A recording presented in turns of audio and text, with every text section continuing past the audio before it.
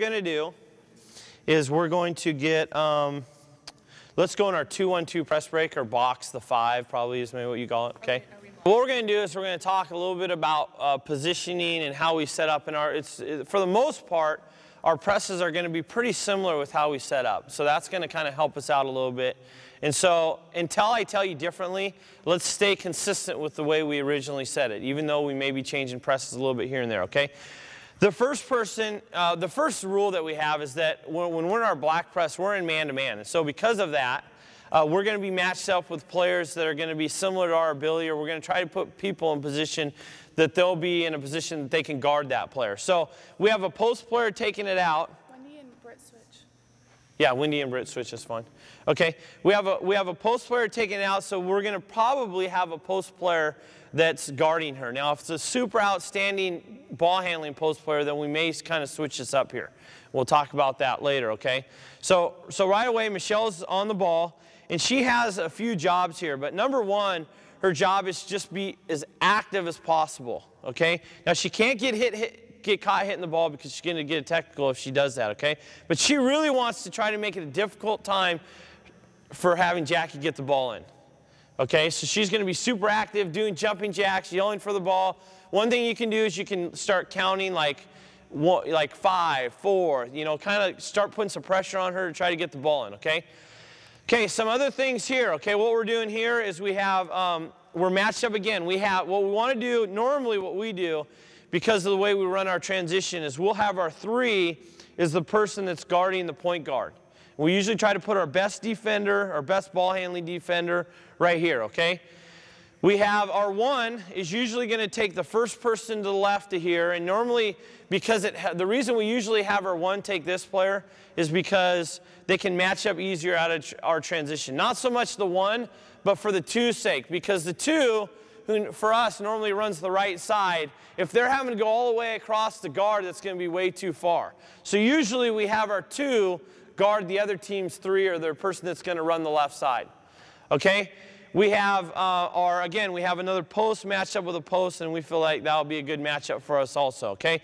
All the drills that we done earlier, whether it's our Z drill, we have in practice, we have our post and our guard all do that equally. Okay? So what are the rules of the people that are off the ball here? Okay? Well, the people that are off the ball, they've got a major rule, and that is they cannot get beat deep. Because we have somebody on the ball here, we're real vulnerable for somebody to step forward and then to go long on us. So because of that, they have to make sure that they don't get over the top on this side. Because now all Dom has to do is step in and go long. So Key's going to make sure she gets to her back.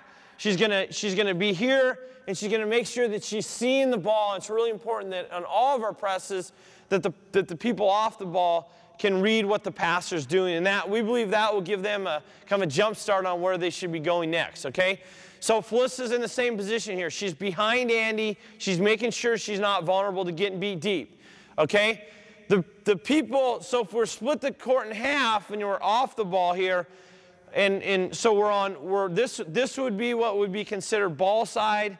Everything on this side would be considered weak side. And so they're going to be in a similar stance, except for they're going to make sure that they don't get beat deep, but they're going to take a step over so they can move into their next rotation. So Brittany's going to be about in this area here. Wendy, again, she can't get beat deep, so I'll be here. I'll be Wendy here. And I'm going to take a step over this way. Okay? If Jackie's to run the baseline, now I've got to get closer to Jenny here, and they're going to get a little bit over the lines a little bit. So stop. Everyone stop where they're at. Okay? You're going to still be right here. I'll be you real quick. You're going to still be right here. Okay? Keys, just like she's doing, she's moved over. And Fish is making sure that she can still have her peripheral vision and see her player, but she still can make sure that she can also, she's looking forward and seeing the ball and reading the passer, anticipating at all times, okay? Again, if Jackie runs the baseline, okay, they're going to move up the lines a little bit, but again, they're not positioned that they can get beat deep. Okay, let's talk about the next area. Let's say, and this is something that we as a team can get better at, okay? But if Andy's to cut up, we can't let Andy go and be this far off, okay? We got to go with her, but again, we got to worry about getting beat deep. So we're a little bit vulnerable here to Andy taking a step here, and then as I'm going this way, running long on me, okay? So I can't, again, my number one rule is to not get beat deep here. So if Andy goes, I'm going to go with her, but I'm making sure that I keep my body in between her and her deep cut, okay? And that goes with everyone all the way around, okay? So I think that kind of sets up. Is there anything else you think we need to add to just the setup part here? Okay, ball's going to come in.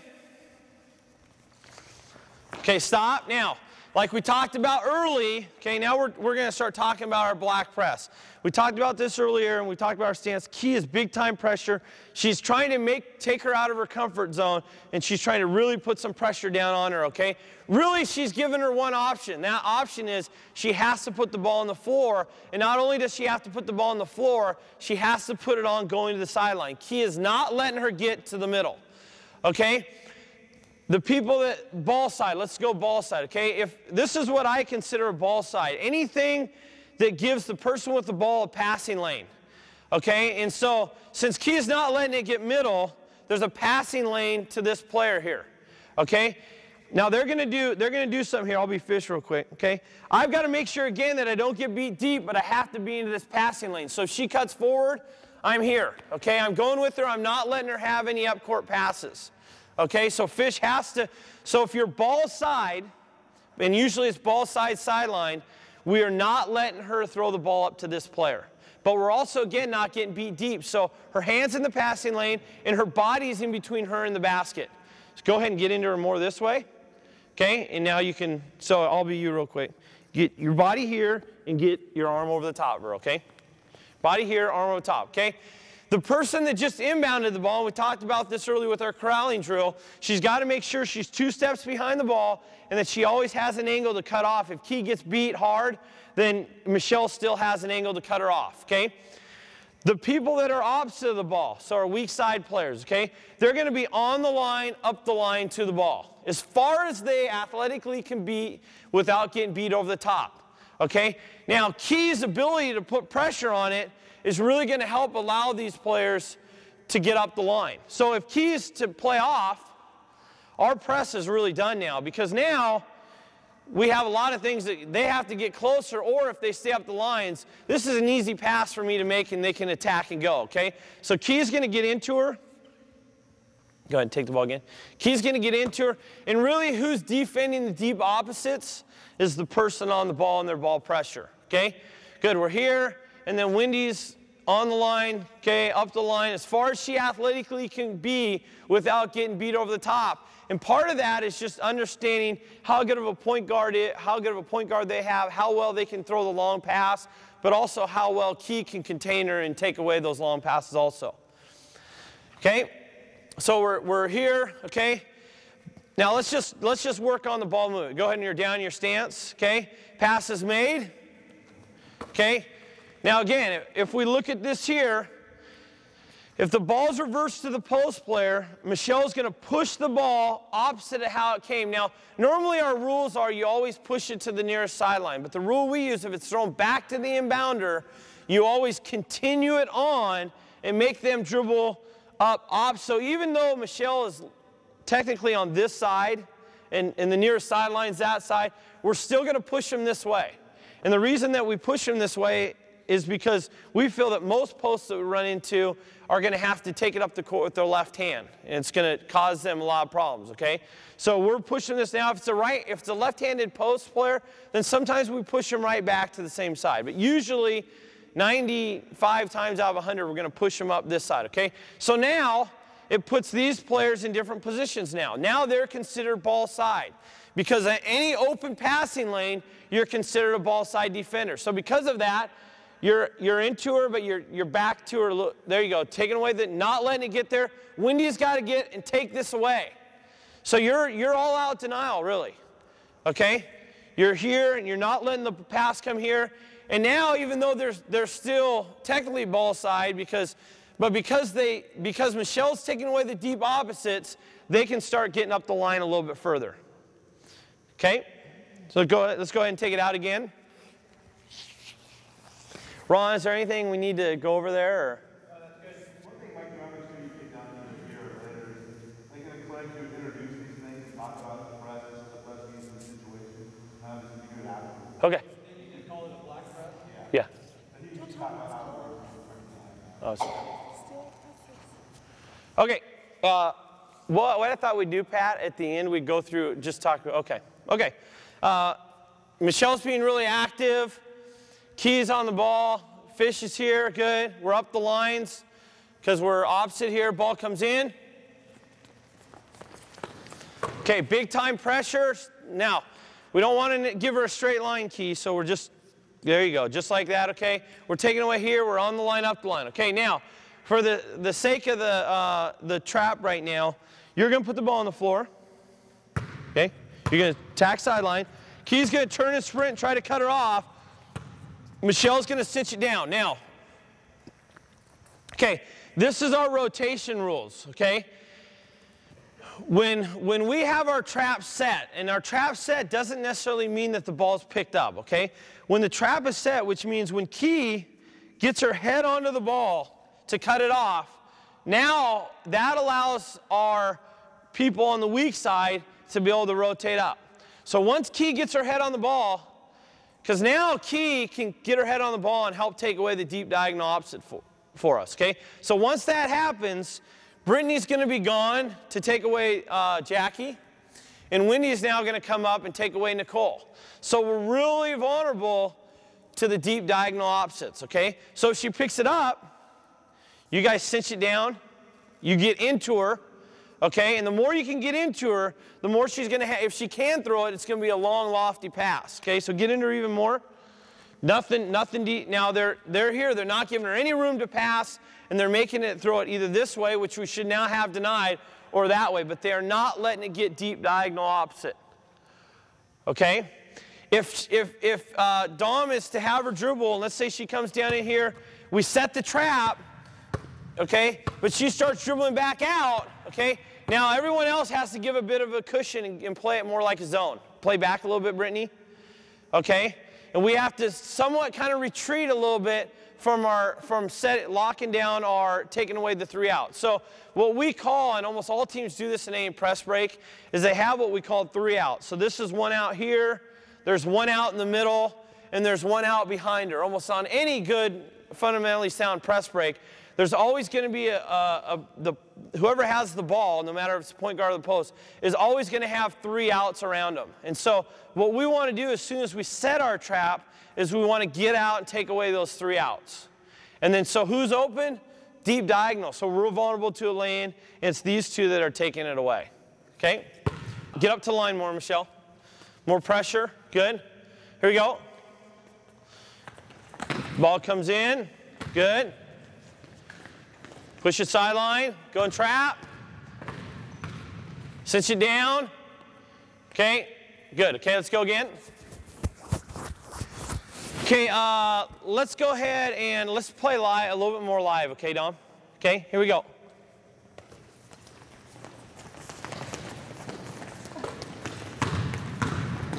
Okay, stop. Okay, that's good that we kind of went over this here.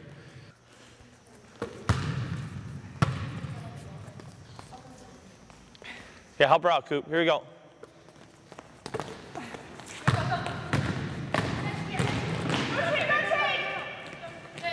Good, nice job. Good.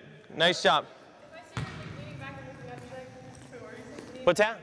If I see Damo like sitting up like this, like gonna throw it because I see space. You got to give it a little more room, yeah. No, if she has it up here, she can't let the ball get middle. They've got to cinch down. And Michelle, you got to make sure you discipline yourself not to get to one side. Don't let it go deep diagonal, okay? Here we go.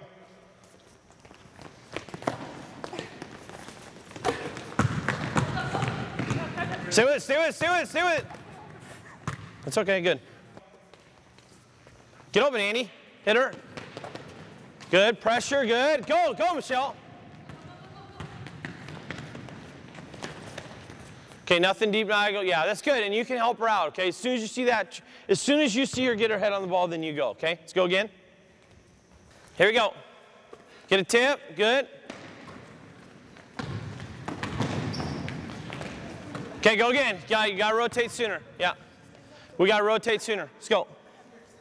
It's Brittany or you. One of you has to go.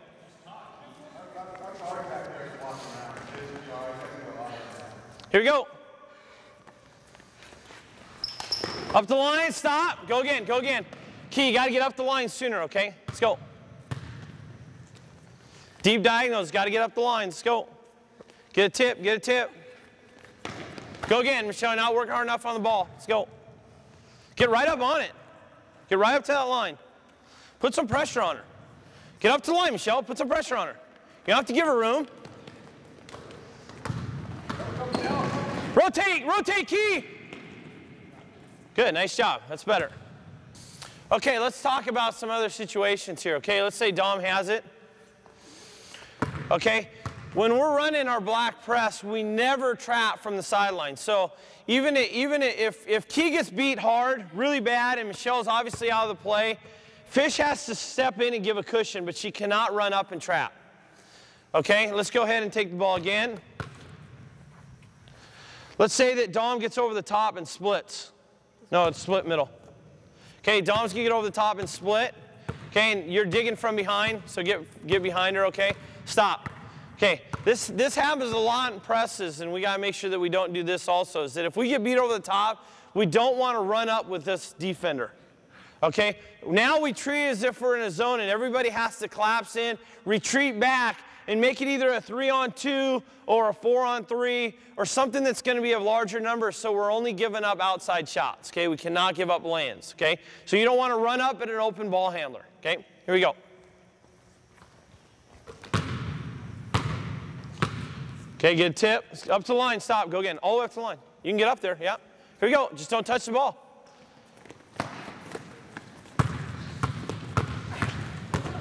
Stop. Yeah, somebody's got to rotate up. Okay, we're forcing sideline. Okay, once they go to trap. Okay, stop.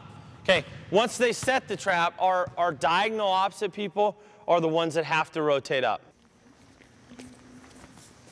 Let's do this. Let's go ahead and run the baseline and let's hit Jenny. Okay, here we go. Go, Jenny.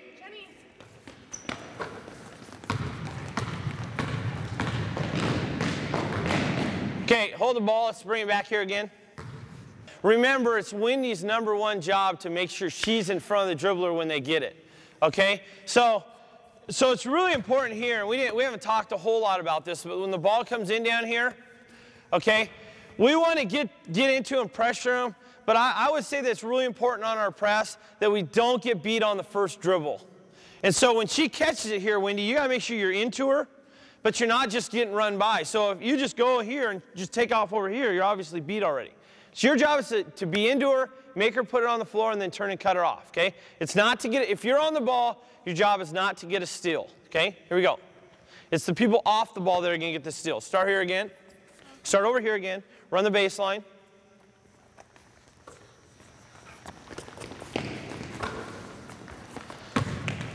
Get there, Michelle. Good. Trap, trap, rotate. Take it away, take it away. Good, stay with it. Okay, stop.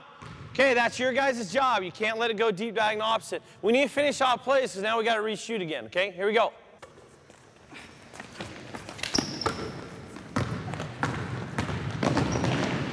Trap, sits you down. Good, again, here we go.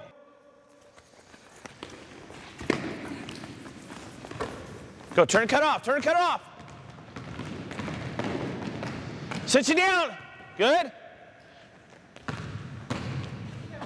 Okay, stop. Okay, let's take it down this end. Here we go. Get a tip. Good. Okay, go again. You got to rotate sooner. Yeah. Up the line. Stop. Go again. Go again. Key, you got to get up the line sooner, okay? Let's go. Get up to the line, Michelle. Put some pressure on her. You don't have to give her room. Rotate, rotate, Key. Good, nice job. That's better.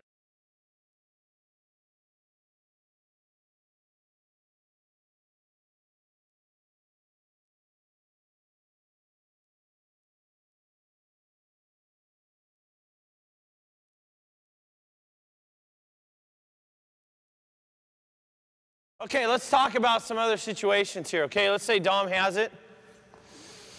Okay, when we're running our black press, we never trap from the sideline. So even if Key gets beat hard, really bad, and Michelle's obviously out of the play, Fish has to step in and give a cushion, but she cannot run up and trap. Okay, let's go ahead and take the ball again. Let's say that Dom gets over the top and splits. No, it's split middle. Okay, Dom's gonna get over the top and split. Okay, and you're digging from behind, so get behind her, okay? Stop. Okay, this happens a lot in presses, and we gotta make sure that we don't do this also, is that if we get beat over the top, we don't wanna run up with this defender.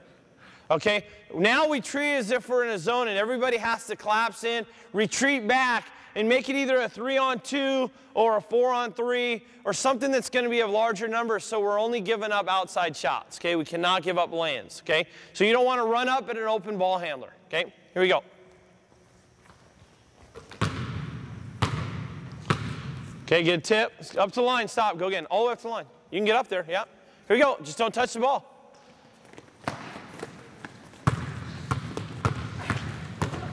Stop. Yeah, somebody's got to rotate up. Okay, ball here. Well, we just went over it kind of, but go ahead, ball go in. Okay, we're forcing sideline. Okay, once they go to trap, okay, stop. Okay, once they set the trap, our diagonal opposite people are the ones that have to rotate up. Okay, if we're in our man-to-man press and Dominique is to screen away, go ahead and screen away. Okay, we still have to fight through and stay with. Okay, if we have two guards here that are interchangeable, then we can go ahead and communicate and switch that. But if they're like a post guard situation, we want to make sure that we still have our guard and our post on our post. Okay, so we want to make sure we stay. So let's go ahead. Why don't you guys start together here? Starting to stack. And I want to mix up who breaks where. Now again, go ahead. You're starting to stack. You're going to start back here, Brittany, and I'm going to start right here. Okay? You got to make sure you're not getting beat over the top. Scoot up a little bit, Brittany. Scoot up a little bit. Put your hand on her back. Okay, other hand. Move to a position where you can see the ball. Okay, so probably the other side though. Okay? Okay, now, what I want you guys to do is you can turn and set a pick for her. You can kind of mix it up a little bit, okay? Go ahead and work getting yourself open. Okay, a real common thing that we see is clear outs. There's a couple ways that we handle it. One of them is we possibly go into our silver trap where we trap it automatically and look to rotate. The other than what we do is we talk about how we trap out of a clear out situation. So, Jackie, as soon as you throw it in, you're going to sprint to the middle. Dom, you're going to allow her a little bit of time to get there before you go. Remember, you got 5 seconds before you have to start. Well, in the backcourt, you have all 10. You just have to get the ball over in 10 seconds, okay? It's really important in all of our presses that we do not let the ball get middle. So Key's really got to make sure that she forces sideline, try to cut her off. Go ahead and take the ball sideline, try to cut her off. If nobody's there to trap, then she wants to get herself back on this side, okay, and re-push her sideline again. Okay, so if she comes out of it here and she starts trying to dribble back here, you got to get over here and re-push her sideline again, okay?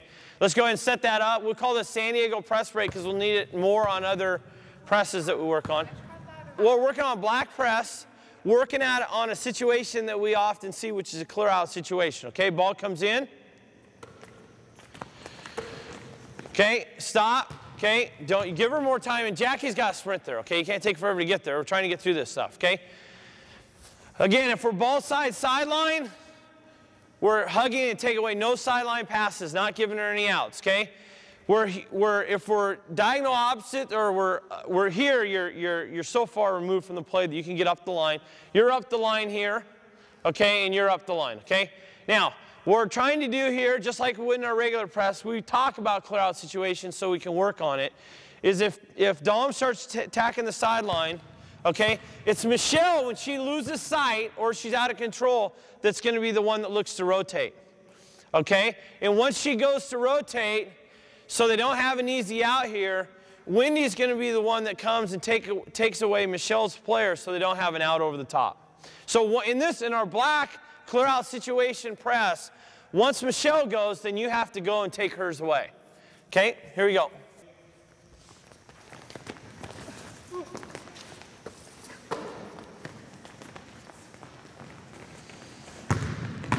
Go, Michelle, go, go.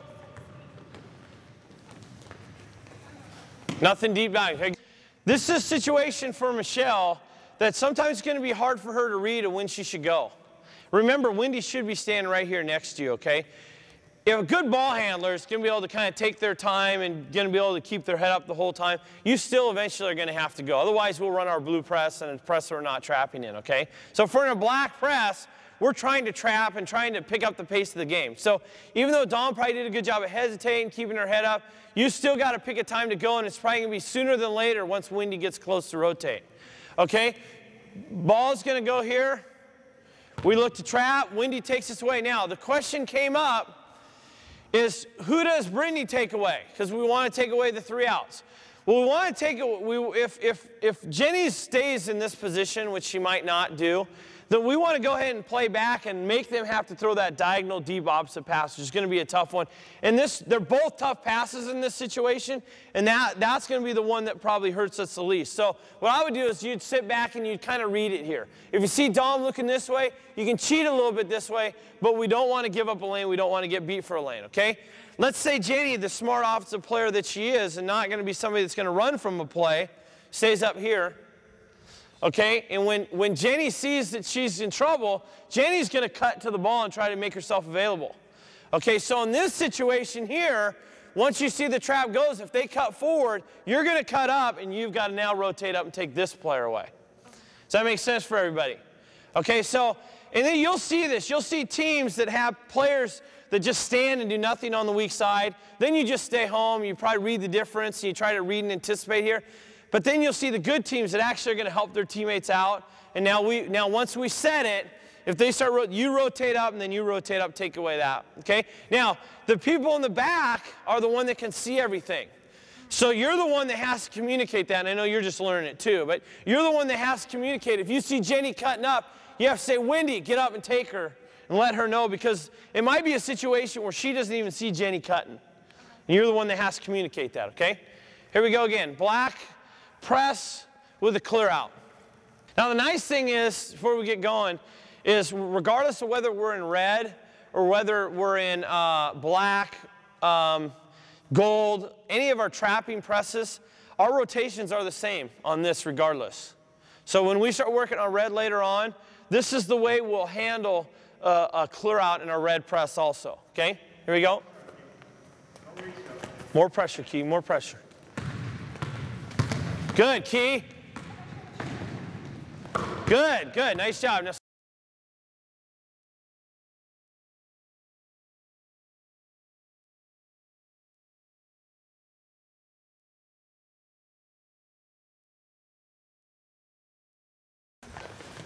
push your sideline, push your sideline. Good.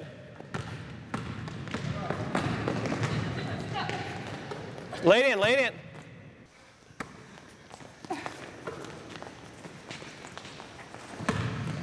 Good, good, good. Stay with it, stay with it. Okay, stop. So let's go 2-1-2 press break, but everyone start slow. Okay, so instead just pressure release to start low right away. Okay, regular black press out of a 1-4 set. Here we go.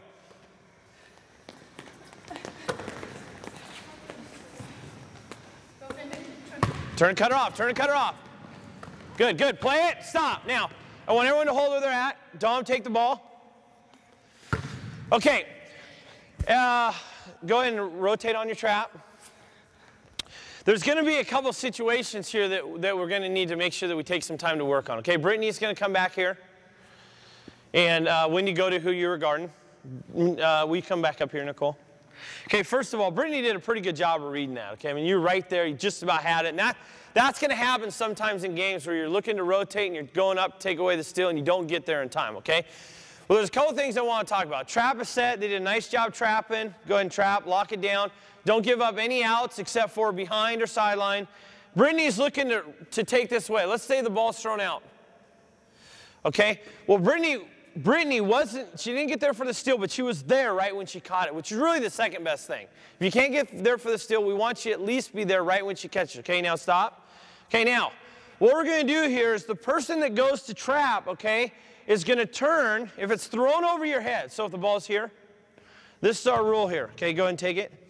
If it's thrown over your head, you're the one that rotates out, take away the open person, okay? So the ball's thrown over Michelle's head. She's going to turn and she's going to stop. These two are going to zone these three players, okay? Allowing time that if it's kicked, at least it's still a 3-on-2. And it's also allowing Michelle a little bit of time to go ahead and get here. And now we're go ahead and we're matched up again, okay? Brittany, where are you going to force the ball? You're going to force it that way, okay? As soon as the ball is thrown out, Key's going to jump to the pass, and now she's going to be in position that, and this will happen a lot. If they throw it out here and we don't get the steal, a lot of times it's going to go now to a post who can't usually make decisions off the dribble as well as a guard can, okay? Now when the ball is dribbled, Brittany's going to turn, sprint, try to cut off. Key's gone right away, okay? And again, we're looking to rotate out once it's locked down and take away the outs. This is really almost a better trap situation. So if we were to see this in a game, a little bit more of a game situation, this is the way it will often look in our games, is that Michelle went and trapped. It's really tough to always get there in time, especially for how long you may have to run. And so when the ball's thrown, a lot of times it's going to look like this, stop. A lot of post players just get it and go right away. And right away, Key will just come down and re-trap. So if we were to go live, I want you to go through that scenario kind of at a live pace, okay?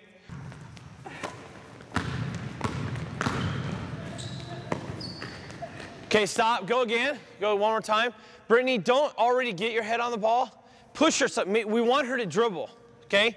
In our black press and all of our presses, our red press, we do not trap until the ball is put on the floor. The thing about this in our black press is that Brittany doesn't necessarily have to have, or Wendy or Michelle have to always be faster than the person they're guarding.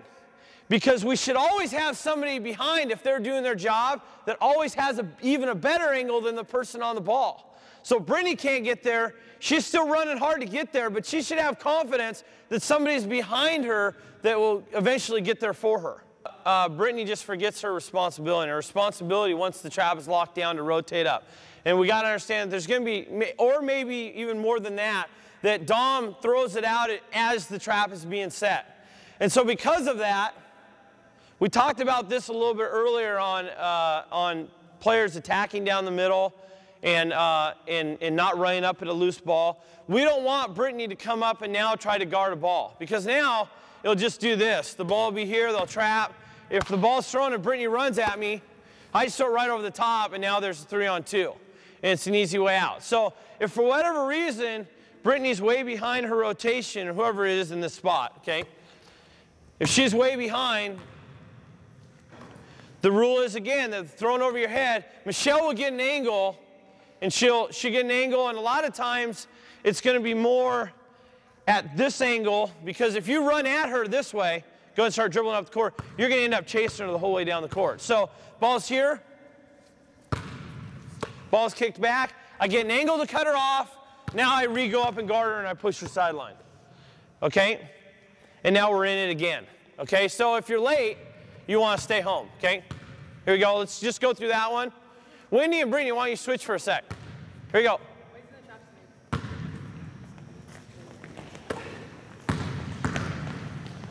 Okay, stop. Okay, that's okay. Go again.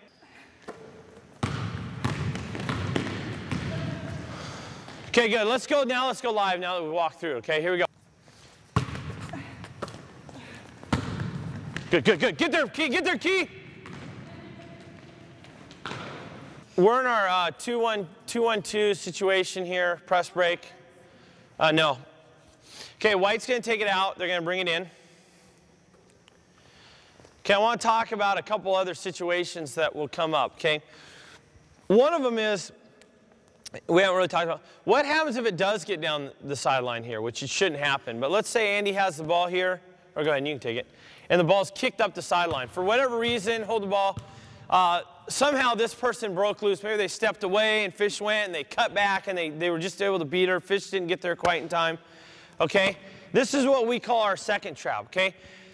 One of our major rules in pressing is that as a defender, you always have to be on this side of the line of the ball. So if the ball's here and we were to draw an imaginary straight line, okay, everybody that's a defender has to be on this side of the ball unless it's been a picked up trap. Okay? So we talked about a few things, really, but we didn't really talk about this enough, is that if the ball gets kicked over the top, these guys not only have to sprint to this side of the line, go ahead and sprint to that side of the line or walk to that side of the line, okay? They not only have to walk to this side of it, but they also have to be in a position that they can help on any penetration. Okay? So let's say that Key gets to this part of the line right here. This isn't good enough. Because if Fish gets beat over the top, you're not in a help position. So you have to make sure that you not only get yourself on this side of the line of the ball as a defender, but you also have to make sure you're in a position to help. Okay? So let's talk about the second trap here. With that being said, okay, let's say for some reason that Dom's able to cut open and get the ball, okay? Stop, stop, everyone stop, okay? Their job is to get to this side of the ball, okay? A lot of times what's gonna happen though is Fish is now gonna push sideline, she's gonna take off dribbling, and Key's gonna come right down onto the second trap. Okay? You gotta make sure you're on this side. Once the trap is locked down, now we rotate up. Obviously, if the trap is locked down on this side, then we don't have to rotate up and take away people on this side of half court because it's going to be over and back. Okay? Let's go ahead and take it again. Let's just kind of walk through it. Okay, stop. Here's the line right here. The ball's right here. Unless it's a trap situation and somebody's been trapped, we always have to be on this side of the line. Okay? Michelle's going to make sure that she's always in a position to help. Okay, and obviously these people are behind the ball. So, okay, ball comes up the top, or ball's kicked down the sideline. Dom takes off dribbling, which will happen often. Fish cuts her off. We trap, and now once the trap is set, if there's people on this side of the line, Michelle's got to rotate up and take away out. Brittany's got to rotate up and take away and out also. And normally, offensive players are not going to stand this close together. And if they do, one of you probably could guard both of them. Okay, let's go ahead and take the ball again. Okay, one of the things that's going to happen, it's going to happen a lot, is that once Michelle commits to trapping, she's going to trap no matter what. So if Annie takes off dribbling, go ahead, Nicole, why don't you come in the middle, sorry. Fish has to stay home, we can't trap sideline. There's going to be a lot of situations where the trap might not come to all the way down into this area, or even further.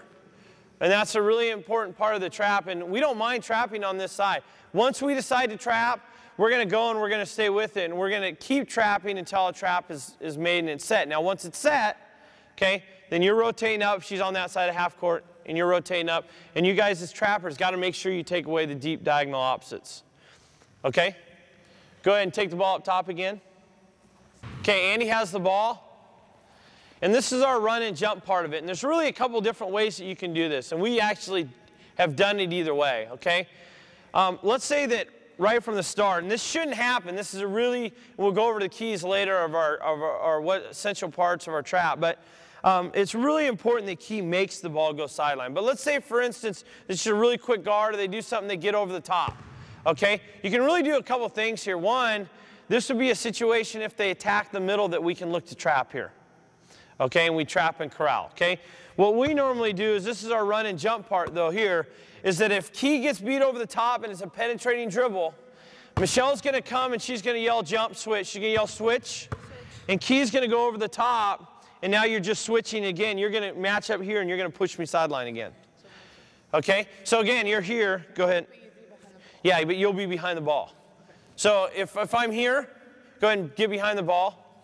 Okay? If I somehow get here, switch, and Key's now going to take Michelle's spot, which again is behind the ball in a help situation. So if I get over the top of here and I get over the top again, there might be another dribble switch. Okay? More than likely though, if Michelle's doing her job and I have the ball here, start here like you're trying to angle me, right? And let's just say I get over the top. Okay, hopefully now Michelle can make me force back this way. I go, and again, you take the angle, but we look to trap, pick up here. And this is, again, if they attack the middle, this is our run and jump part. And a lot of times, you can even run 2-on-2 drills where you're working on this. But a lot of times what will happen is I have the ball here, and I get over the top. Jackie will start moving. A lot of times if Key's sprinting to Jackie, go ahead and switch, dribble switch over the top. You kind of loop. kind of run like San Diego. Set up in San Diego. So we'll do this. Take it out, Jackie. So a lot of times what will happen, like in a game situation, is once I take dribbling, I get middle, switch. A lot of times as I go to throw it, Key's going to get there to take it if she's running hard. It's a dead sprint to get to your position. Okay, and this is the run and jump part. Let's go ahead and just kind of go through that about 3 or 4 speed real quick, okay? Attack the middle. Good. Okay, stop. And that's the way to look. And again, if she pushed your sideline, then you got to go. Once now. So we talked about our black press, and there'll be different reasons that we'll use it. But one of the reasons is because we want to be high aggressive. We want to try to get teams in trap. We want to get teams to start playing fast. We want people to try to handle traps and be able to play out of that, or even take quick outside transition shots. Okay. One of the things that may happen, which is the reason why we try to put our best defenders here at this spot. But let's say we run into teams that have great point guards, or maybe they have got an outstanding outside shooting team and kind of breaking us down off that way. We don't want to be as vulnerable to those kind of things. We'll go into our blue press, okay? And our blue press has a lot of similar rules to our black press, okay? So the main difference is, though, it's a little bit more of a containing one-on-one press. And what we're trying to do in this one is we're trying to just stay in front of the ball, make them have to handle pressure all the way up. Maybe another reason that we run it is not only just to help contain, or because maybe we just think we can beat people one-on-one and they can't break us down. And all we're doing here now is just like we would, ball side, we take away sideline. We're not hugging, girls. We're collapsed in. Any penetrating dribble, we have to be ready to collapse in and help give a cushion. Okay? But all we're doing on our blue press, unlike our black, our red, okay, our silver, a lot of other traps, we're not giving her a lot of room, but we're playing a little bit more like we would in a half-court situation. Okay? We're just going to kind of give her a little bit of a cushion, and we're going to contain her. And our job now, like we worked on with our original Z drill, is that we know for sure we are not trapping. We may eventually have to help, but what Key's job is to do is to turn the ball as much as possible.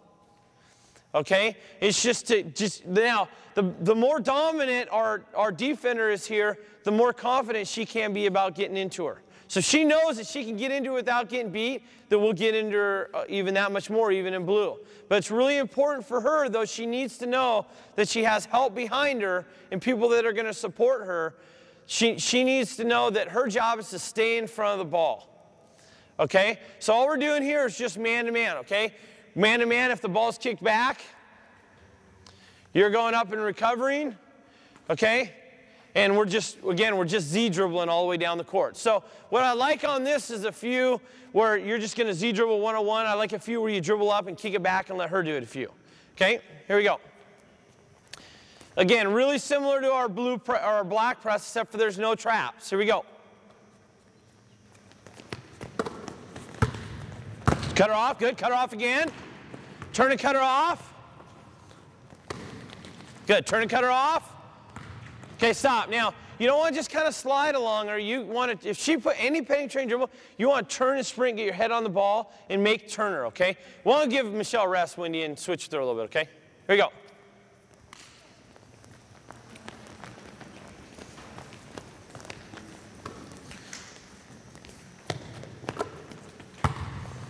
Turn and cut her off. Good. Good. Now, again, you can see that Wendy's always in a position to help, but she doesn't want to go trap.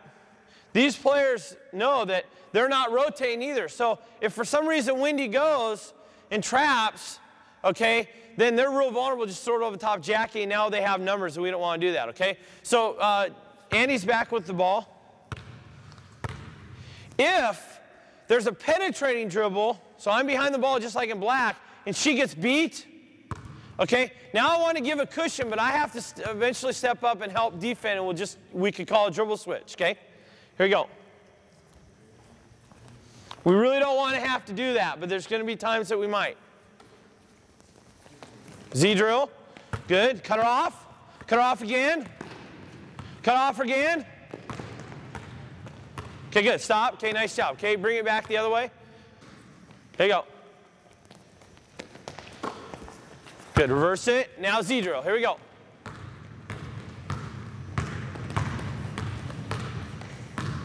Cut her off, good. Okay, stop, don't reach, Wendy, let's go again. One of the major reasons that we run this is because we believe that we can dominate in a one-on-one situation. We want them to have to just dribble the ball up against us.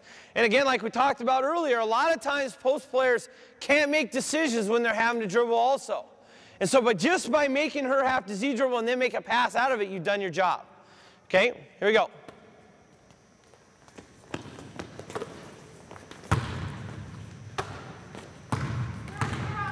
Okay, go again.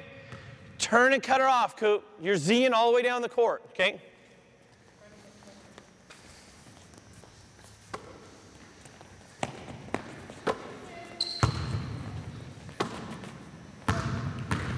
Good. Help, Key. Help. Be in a help position, Key. Be in a help position. Only if she needs it. Okay, stop. Now, let's go ahead and let's let's kind of dummy D, let her beat you. You should be in a position to help. If you can do two things. I want you to either hold and then go and beat her, and then someone wants you to just go automatically. If she goes automatically, we all create a cushion and make them kick it out. If she waits and goes, Wendy should be there to help support, okay? Here we go. Create a cushion, good? Good, that's a nice recovery, nice job. Okay, let's take it back going the other way.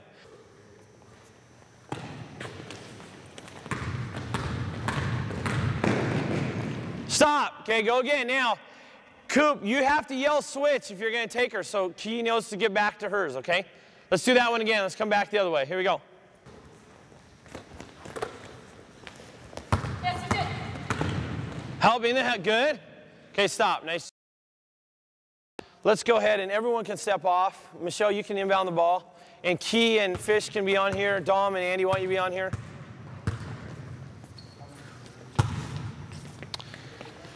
And what we're going to work on here is just a 2-on-2.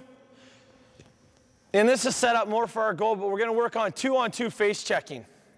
It's just an all-out face checking drill, okay? So we have no backside help. For the drill, we cannot throw it over the top. Okay, go ahead and you guys be on defense again, and then we switch, alternate, okay?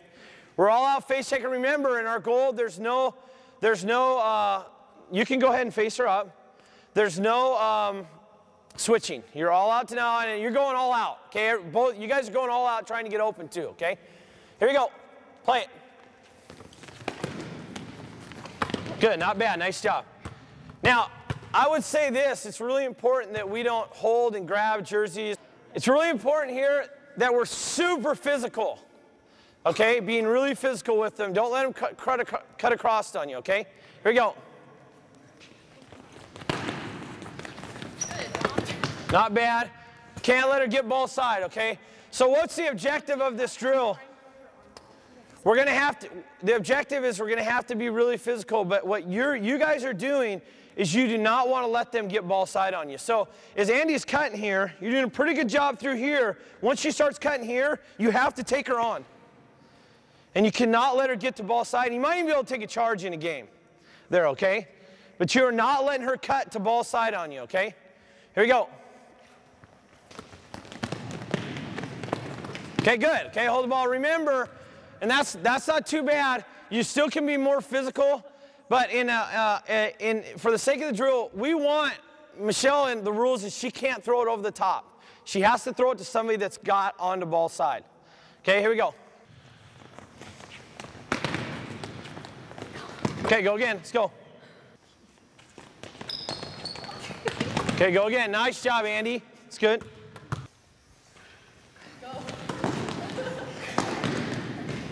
Okay, Key, we're going that way.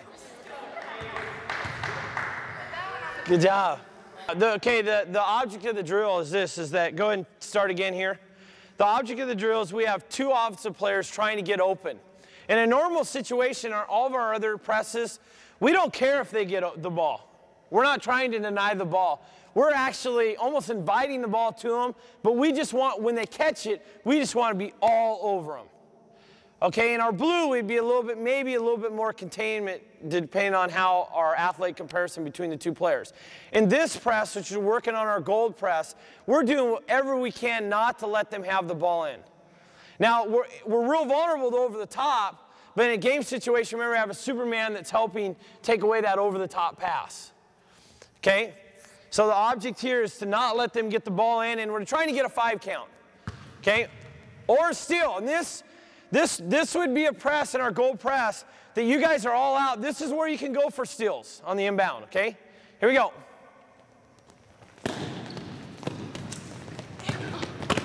Okay, go again.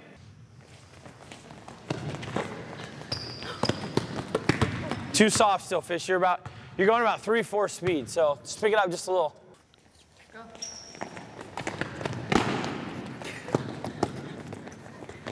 Okay, good. Okay, let's go to another drill real quick and see if we can keep score if we needed to. But what our face checkers are going to do is they're going to work on face checking, all-out denial. And if the offensive player gets the ball, they're going to throw it right back, and then the defense has got to get right back into face check position and try denying the ball, okay? And you're trying to keep score. For every steal you get it 2 points. For every odd time the offensive get it, you get it 1. Okay, here we go. Let's go. Here we go, Andy. Andy, you're on defense. Here we go. 1, 2, bounce pass, 3, 4, 5, keep going, let's go. Okay, stop, let's start again. 1, 2, let's go, come on, dig deep. 3, let's go, Fish, let's go. 4, 5. Okay, 5 seconds, that's 2 points. Nice job. Okay, so it'd be 5-2 right now. We're going to put a Superman on here. Coop, want to be the Superman? And we're going to play the same game here. Okay? Same game, and with the Superman. Okay? So why don't you go on defense? Okay, same game, we're going 3-on-2. Okay, but now you got another defender to help take away. Okay? Here we go, Coop, let's go. Don't be in no man's land, Coop. Okay, stop. You don't have to worry about getting beat deep right now, so you should be all over the place, Coop. Come on, Coop, let's go. 1, play it. 2. Come on, girls, let's go. Good.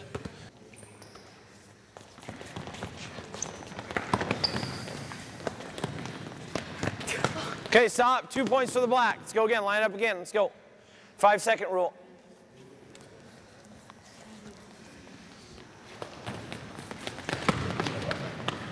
Play it. Help. Get in there, Key. Good. Point. All right, let's go. Okay, stop. Okay, good. That we talked about before is really important is that when we're pressing, we are not giving up lanes. And so one of the things that we have to work on a lot, and again, all of our players need to work on this, is the 2-on-1 drill, 2-on-1 defensive drill. Okay? And let's talk a little bit about defensively on a 2-on-1. First of all, back up, spread out just a little bit more. Jenny's coming down and attacking on a 2-on-1. Number one, if I see a 2-on-1 and I have to see the whole court as a defense player, I don't want to run out at the ball. So I run out as soon as Jenny sees me committing, they're going to throw it over the top, and that's the easiest play that a team can get.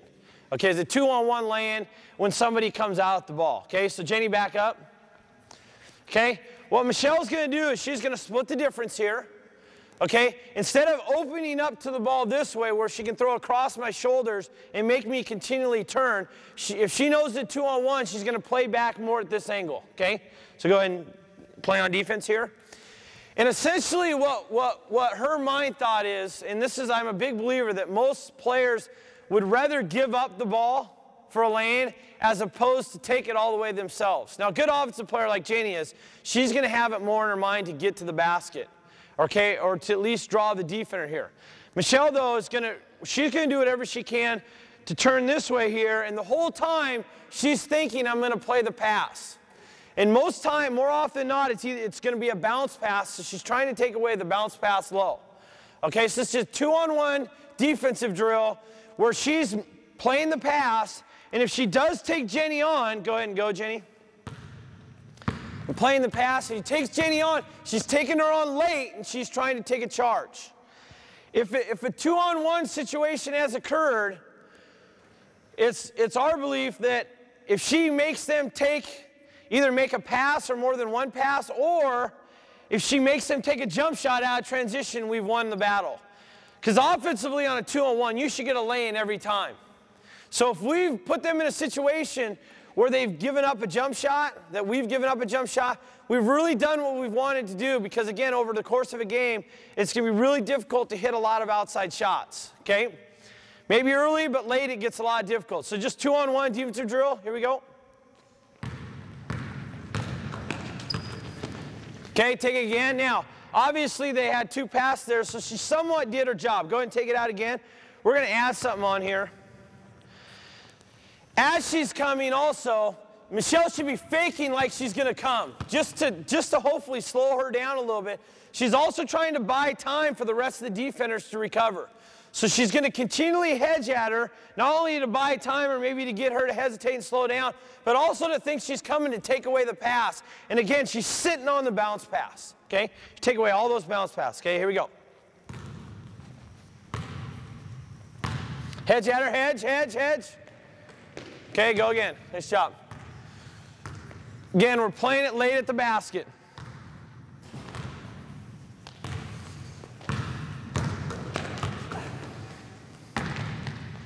Okay, what we're going to do here is we're going to work on an anticipation drill. And obviously, they're in really tight right now.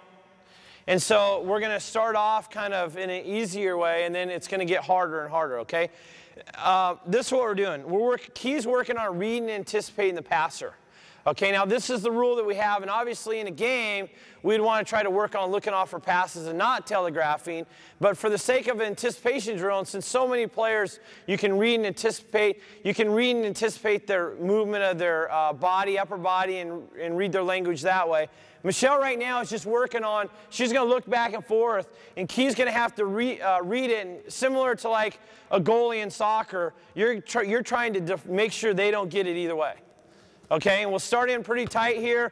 We're going to not make it super difficult right now. You get your hands out, and you're just reading and anticipating. Okay, here we go.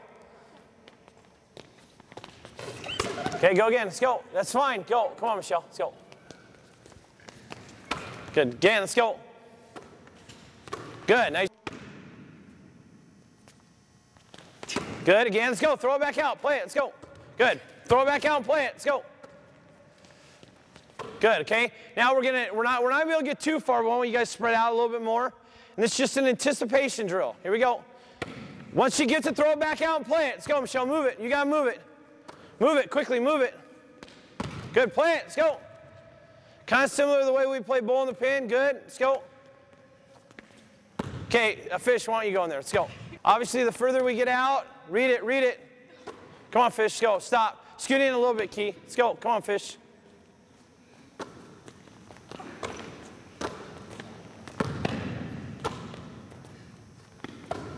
Good, go, let's go. Got to get a steal before we're going. Let's go. Thank you, good, okay. Okay, regardless of whether we're getting a lot of steals at it, still can help us with parts of our defense, okay? Reading and anticipating off the ball is a super important part, one of the most important parts, how hard you're working. One of the reasons why we run the gold press, we sometimes run out of free throw situations. Again, just kind of get the tempo of the game going. We usually use it more often than that, though, to work to a late game situation if we really need the ball back and we're going for an all-out steal. Okay, so let's just talk about some of our matchup rules. Again, it's a man-to-man press, and so we're going to match up with people that are comparable to our ability here, okay? On our gold press, and we talked about this a little bit with the black, we are non-switching. Okay, and we should be so close and so tight into people, there shouldn't be any room for any picks to be allowed to be set. So that's number one, where it's a non-switching press. So whoever you start on is who you remain on, okay?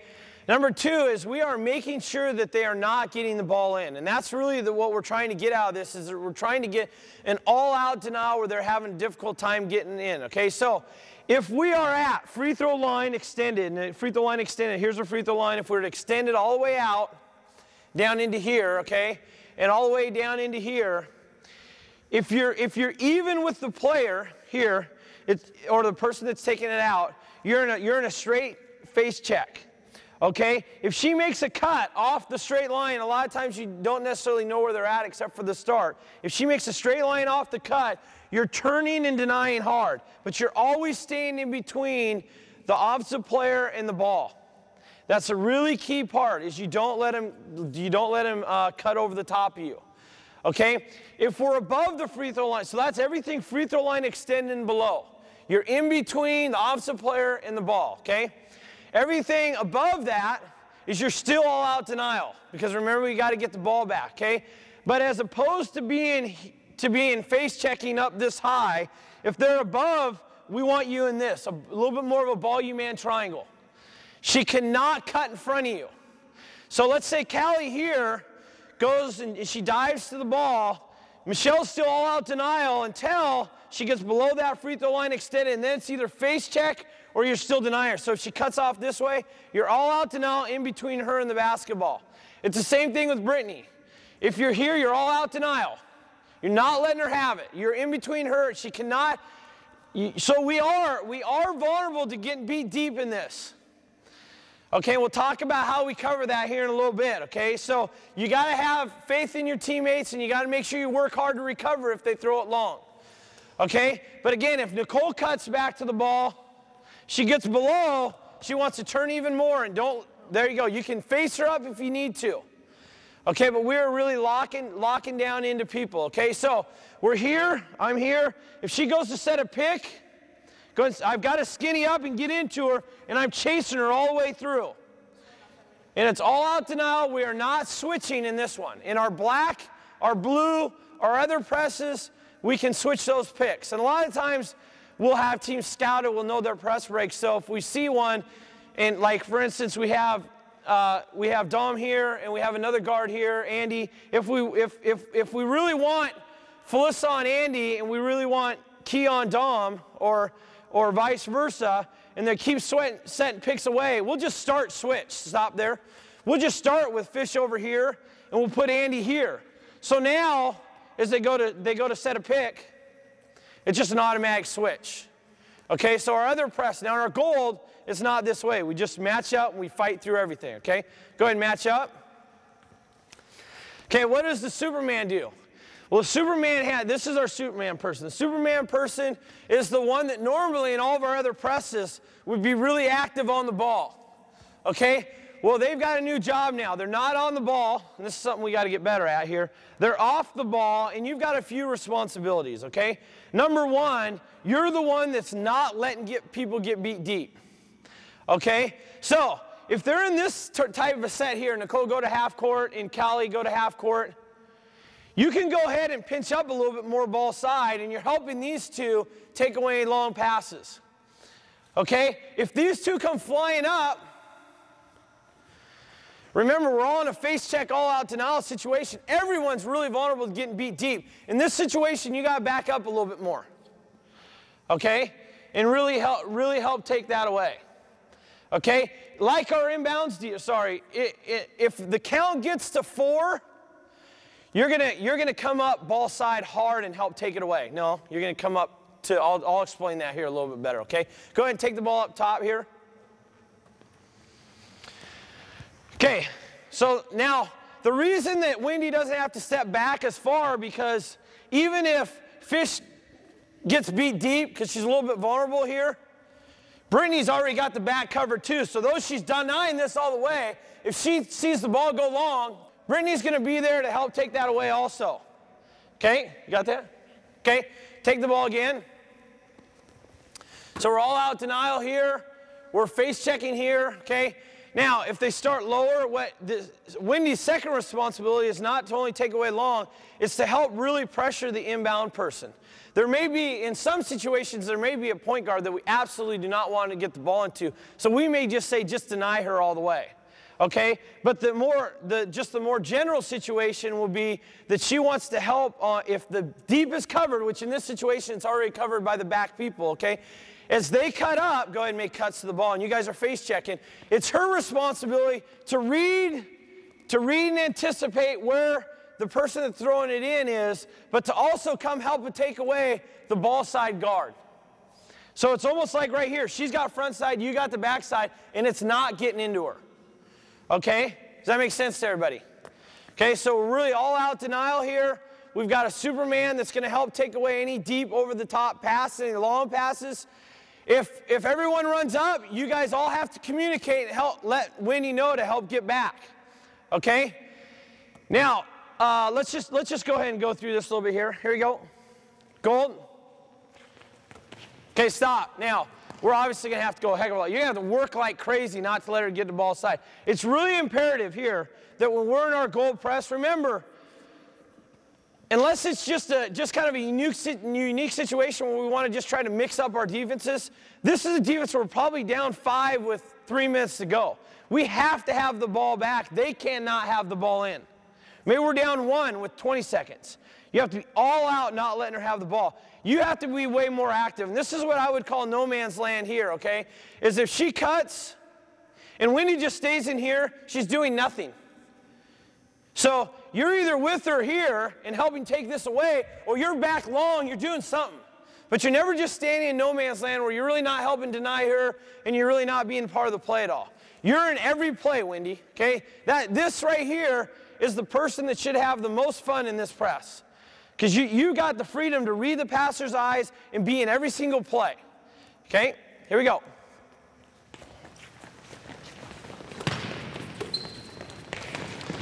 Okay, stop. I would say this, though. You did a decent job there, but you can't be sliding from here to here. If you read her eyes, you're on a dead sprint getting over there, okay? Because Wendy essentially went from being in pretty good defensive position to making a new read, which is fine, it's part of the game. But you took too long getting there. And from here to here, you're doing nothing, okay? Here we go. Stop. Go again. Here we go.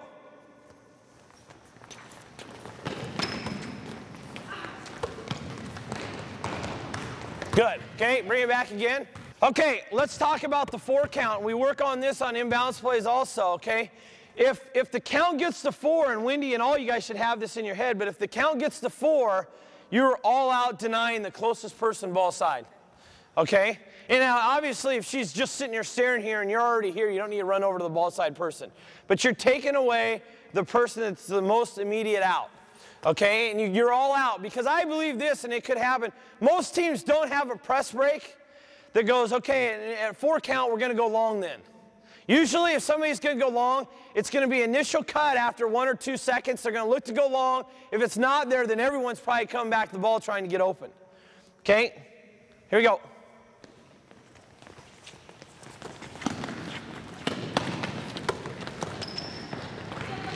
Okay, stop. Now, okay, ball came in. It's going to happen. That's a pretty good job, defense. A nice catch. If the ball comes in, hold the ball. Remember, as defenders, you did a pretty good job of this. It's your responsibility to get back to this side, not only this side, the line of the ball, but this side that you're in help position. Okay, go ahead and take the ball out again down here.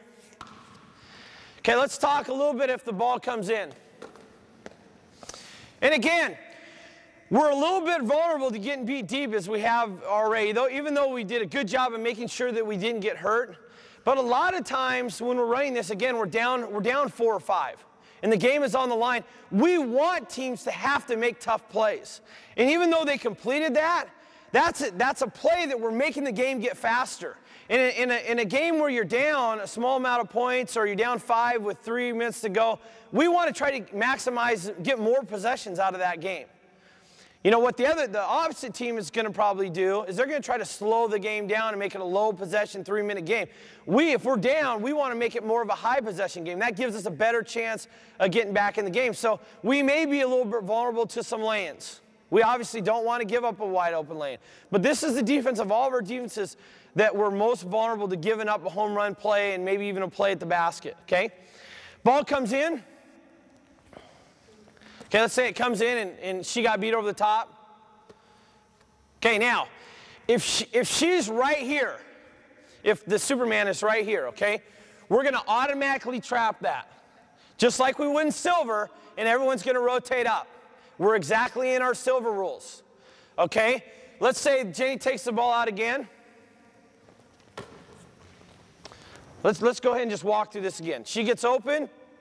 If Wendy's right there, she's going to automatically trap it. Good. We're taking away this side. We don't want her to let her dribble this side. We want to make her have to go back because she still has her dribble, and we're taking away the 3 outs. Okay, make sure you lock it down even more, girls. Make sure you take away the deep opposite passes. Okay, we're in our silver pass. Any pass out, we're in what? Black. Okay, any pass out, we're automatically in our black press. Okay, so if we have a short run, and usually the Superman person is going to be right there, it's an automatic trap.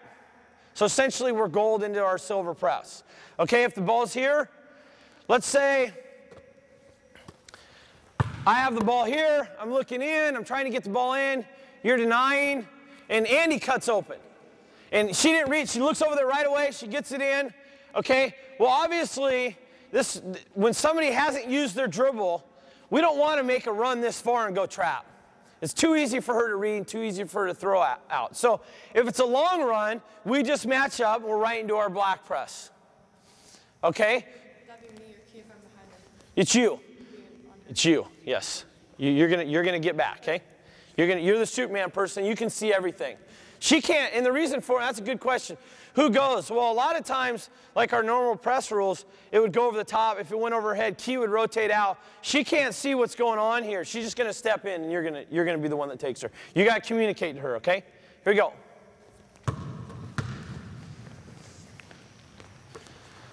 Go, Andy. Go, Andy. Okay, stop. That's good defense, but we're going to let it in and go live. Here we go. Okay, gold press. Again, we're just going over a situation where the guard cuts over the top and they get open. Okay, here we go. Okay, stop. Now, for the sake of our team, you guys got to get up the lines. And to help everyone out, why don't you guys do this now? Why don't you yell out what press we're in? Okay. I know, no, not right now. Like when it actually goes in. And you're the one, Coop, that can see what's going on. So you're the one that should be yelling out black right away. Okay? Now, it doesn't necessarily mean go ahead and take the ball. Callie, why don't you take the ball out a little bit? Remember, everyone has to learn every position. It's a really key part of man pressing. No, you're out there now, because that's who we had you match up with. Now, Michelle's the Superman. Okay? So everyone has to know. Fish may be the Superman. Key may be. We don't necessarily know. They may change up their press break in the middle of the game. And so we have to be able to, everyone has to know every spot. And then as coaches, if we feel like we need to make some changes with what press we're using or where we put people with matchups, then we'll do that, okay? Well, look, if this is really, and we talked about this just briefly, so that if we can get this would be great. I want you face checking here, but if she makes a cut off the ball, it really would help out if you can see the ball also. Okay? Here we go.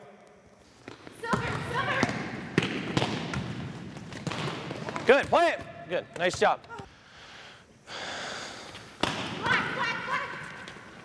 Go, Michelle, go. Good, Brent. Nice job, it's a good read.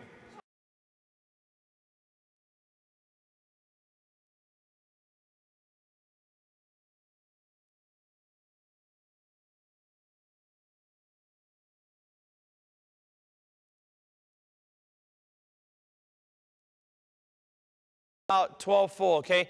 12 is what we use as an all-out denial defense, okay? We almost always run it in conjunction with our blue press, and so if we're in 12 full, we're also in blue. So they kind of go hand in hand together, okay? So this is the way this works. Let's say we're going to 12 full the point guard, okay? We're 12 fulling the point guard, okay? Ball comes in to the point guard. Okay, now, this is what we believe in our 12 full situation. We believe that we have a defender that can dominate this point guard. And because of that, not only do we think that we can get steals and make things tough, but even if she can get beat at times, we don't think she can either make plays or we don't think that she's going to be able to make passes out of situations like that anyways. So in 12 full, what we'll do is we'll be, as soon as the ball comes in, we're all out denial everywhere. So your denial here, your denial here, okay? And if we're more than one pass away, we're in our on the line, up the line rules.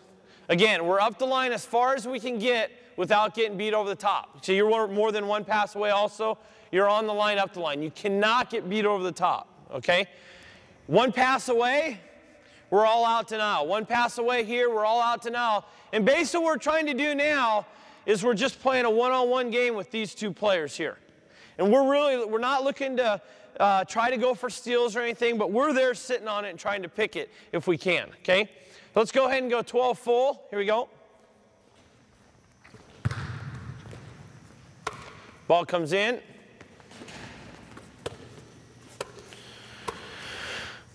"12 full on the point guard." Okay, stop. Okay, now, we haven't worked on this, and I don't know if we'll actually get to a drill here, but I literally want this person just hanging all over them. You're not grabbing, you're not doing anything dirty or intentional, okay? But you are not letting them have the ball, okay? You're leaning all over them. Here we go. Jackie, try to get open. Jackie, you try to get open. Try to get open. Try to get open. Stay with her. Good? Okay, stop. Okay, good. Now, try to get into her more, really make life more difficult for her. And I want you to move too. Kind of move around so you have to work, so you can see how the people are having to deny everywhere. You guys can actually move too, Nicole. Just kind of move around, okay? Here we go. Again, if they stay 2 passes away, stay up the lines. But if they move into 1 pass away, okay, then then you got to be all out denial. Here we go.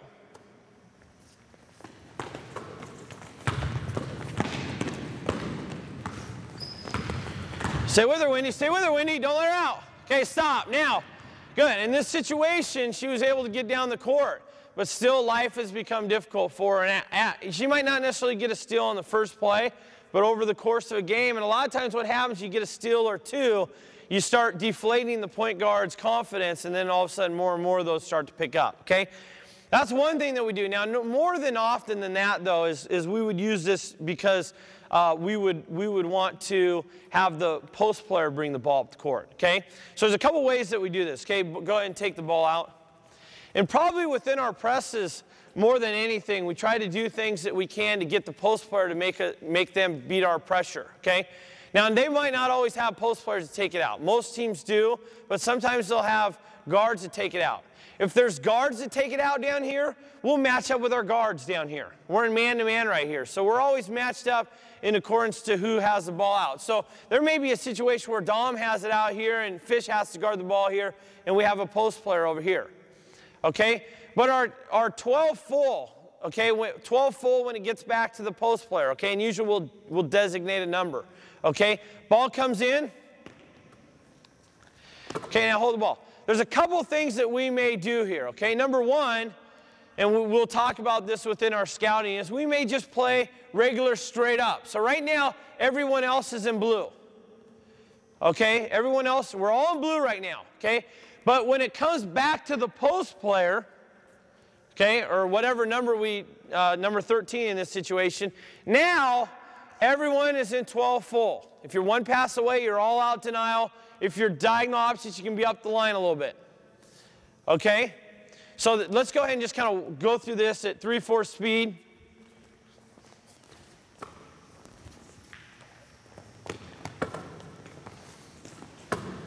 Okay, now everyone's denied, all over, Michelle.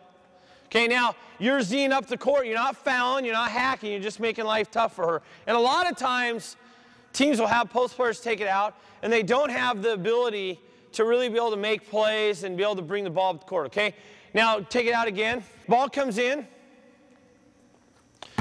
Okay, now, usually what we'll do, though, because normally if they have a decent ball handling point guard and they don't have very good post player that can handle the ball, okay? Normally, we won't just sit and hope they throw it back. We'll usually try to do something to get them to throw it back. So usually what we'll try to do is either hedge at them really hard or even come right at them like we would in our silver, which we'll get over later, just to try to give them a wide open person. Okay? Why do we run this? Well, normally teams that have post players that take it out, maybe they're a really poor ball handler, or maybe they're a ball handler. A lot of times post players aren't put in situations where they really can make plays off the dribble. And so we're not trying to, in almost every press that we run, we're not trying to go for a steal. We're going to get the steals by errant passes because they're tired, or in this situation, because of the post player trying to handle pressure, the post player is a lot of times, maybe they're able to kind of get the ball up, but are they able to get their team in the offense? Or even more than that, are they even able to make a pass out of it? And so this is normally where we're going to get our steals from, is from the people that are denying and all out, or even the people that are up the line because they try to throw a lot of long passes they're not used to. Okay? Let's go ahead and take the ball out again. Let's go 12 full, run a trap, bring the ball back to the post, and then we're Z'ing her up the court. Here we go. Stop. Okay. Now remember, you're all out denial. It cannot get back to here.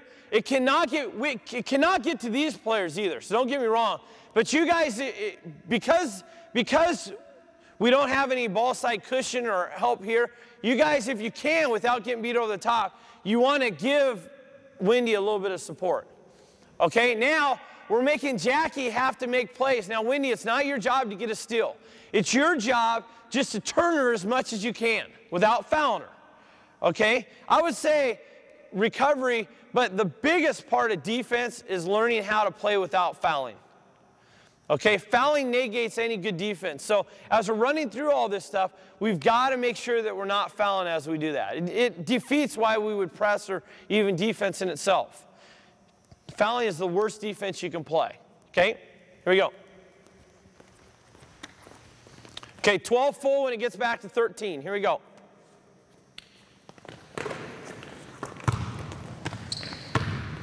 Stop. Wendy, Cooper, what's your job?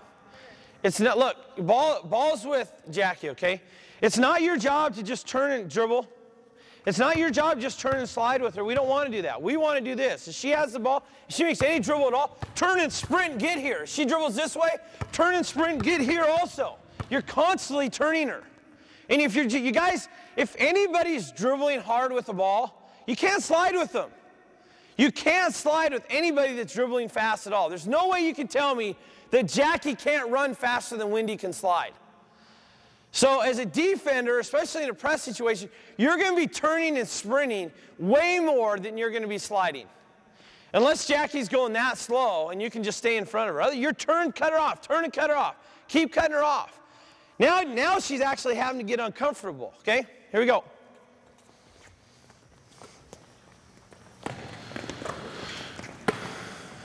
Turn and cut her off. Turn and cut her off. Cut her off again. Good, cut her off. Okay, stop. She picked it up. Go again. Turn and cut her off again, Coop. Turn and cut her off. Turn and cut her off again, Coop. Turn and cut her off.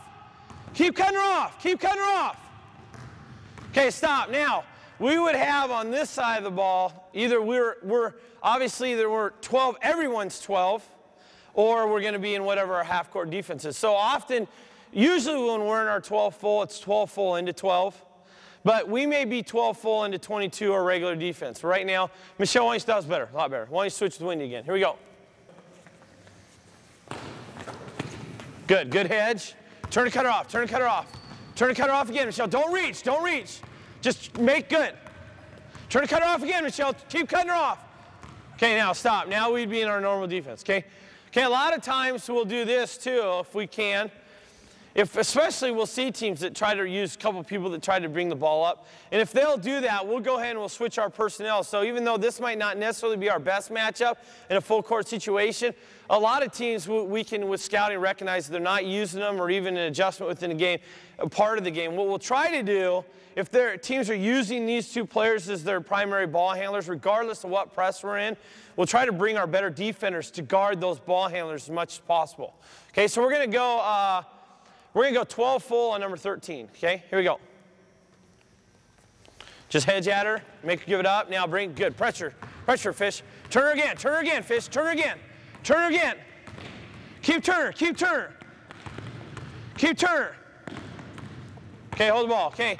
That's not a bad job. She did a good job. And I think even on that, we were close to one of our objectives of getting a 10-second call. Okay.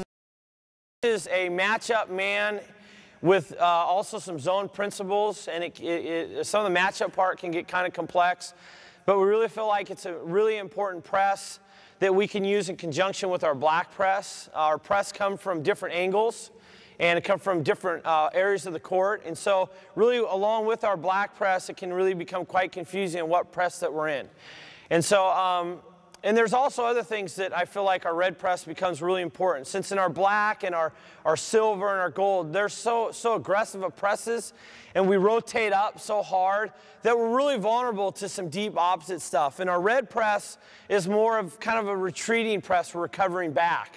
And so because of that, we not only have traps coming from different angles, but we also have where we're rotating is really in an exact opposite situation than our other presses. And so, again, if people are getting used or looking for the home run deep diagonal opposite, or even know that in their trap that that's somewhere that they can look, we can go into our red press and give them a different look, okay? So let's talk about our press rules and kind of where we put some different people in our matchup, which can be part of the, something that takes a while to learn.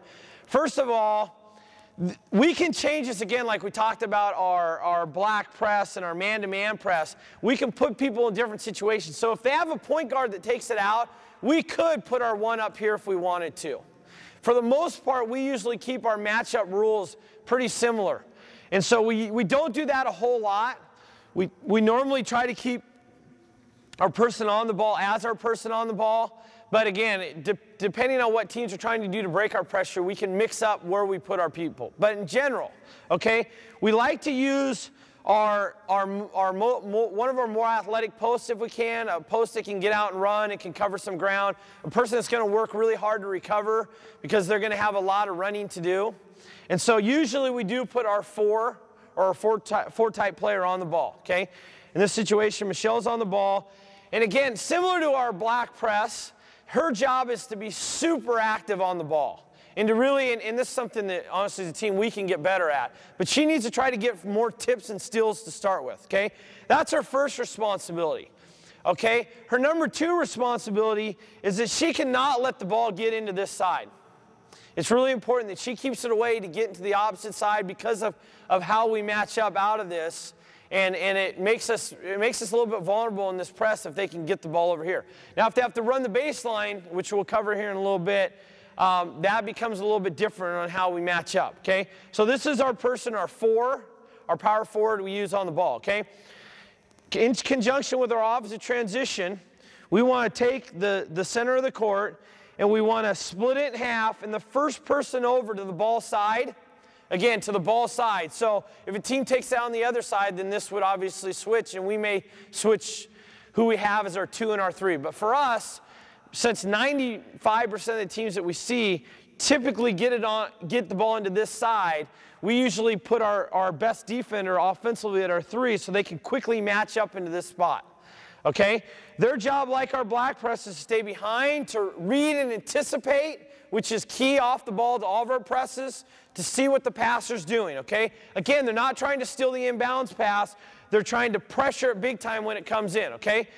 Again, the second person over, the one is going to match up with, okay? And again, they're going to be in this position, so they're not vulnerable to getting beat deep, and they want to make sure that, again, they're matched up, and usually this will be a guard type for most teams. And so normally our 1 will be matched up with usually the other team's 2, okay? The next player, which is here, we split the court in half, and the next player that we have matched up is our 2. So Wendy, you're going to be matched up here. Remember, this is a matchup zone, so we're in a different situation than we are in our man-to-man. We are not in a straight man-to-man where this is the person that you're guarding. Okay, we're in a situation here where you're guarding more, you're matched up out of an area. Okay, so let's say, for instance, the post is over here and the point guard is over here. Well, we want our best defender on the ball handler. So if this is a situation here and they keep going into this side, then we may switch up how we guard here. But for the most part, Dom's going to be over here. We're going to split the court in half. The 3 is going to match up here. The 2 is going to match up here, and it can even be a post. Okay? The last post player, which is our 5, okay, they have a huge responsibility because they're the one that's talking and communicating here to everybody about what's going on. Okay? They're also going to kind of shade over to the open person, but they are not matched up with this player. Okay? I mean, they're not going to take them if they go all the way down. Okay? They may go with them some as they go, but they're really communicating to the others who the open player is. Okay? Your job, and as we're going to get to this here, it's the back part of the press. Okay? So let's say this happens. Let's say they start in a 1-4 low.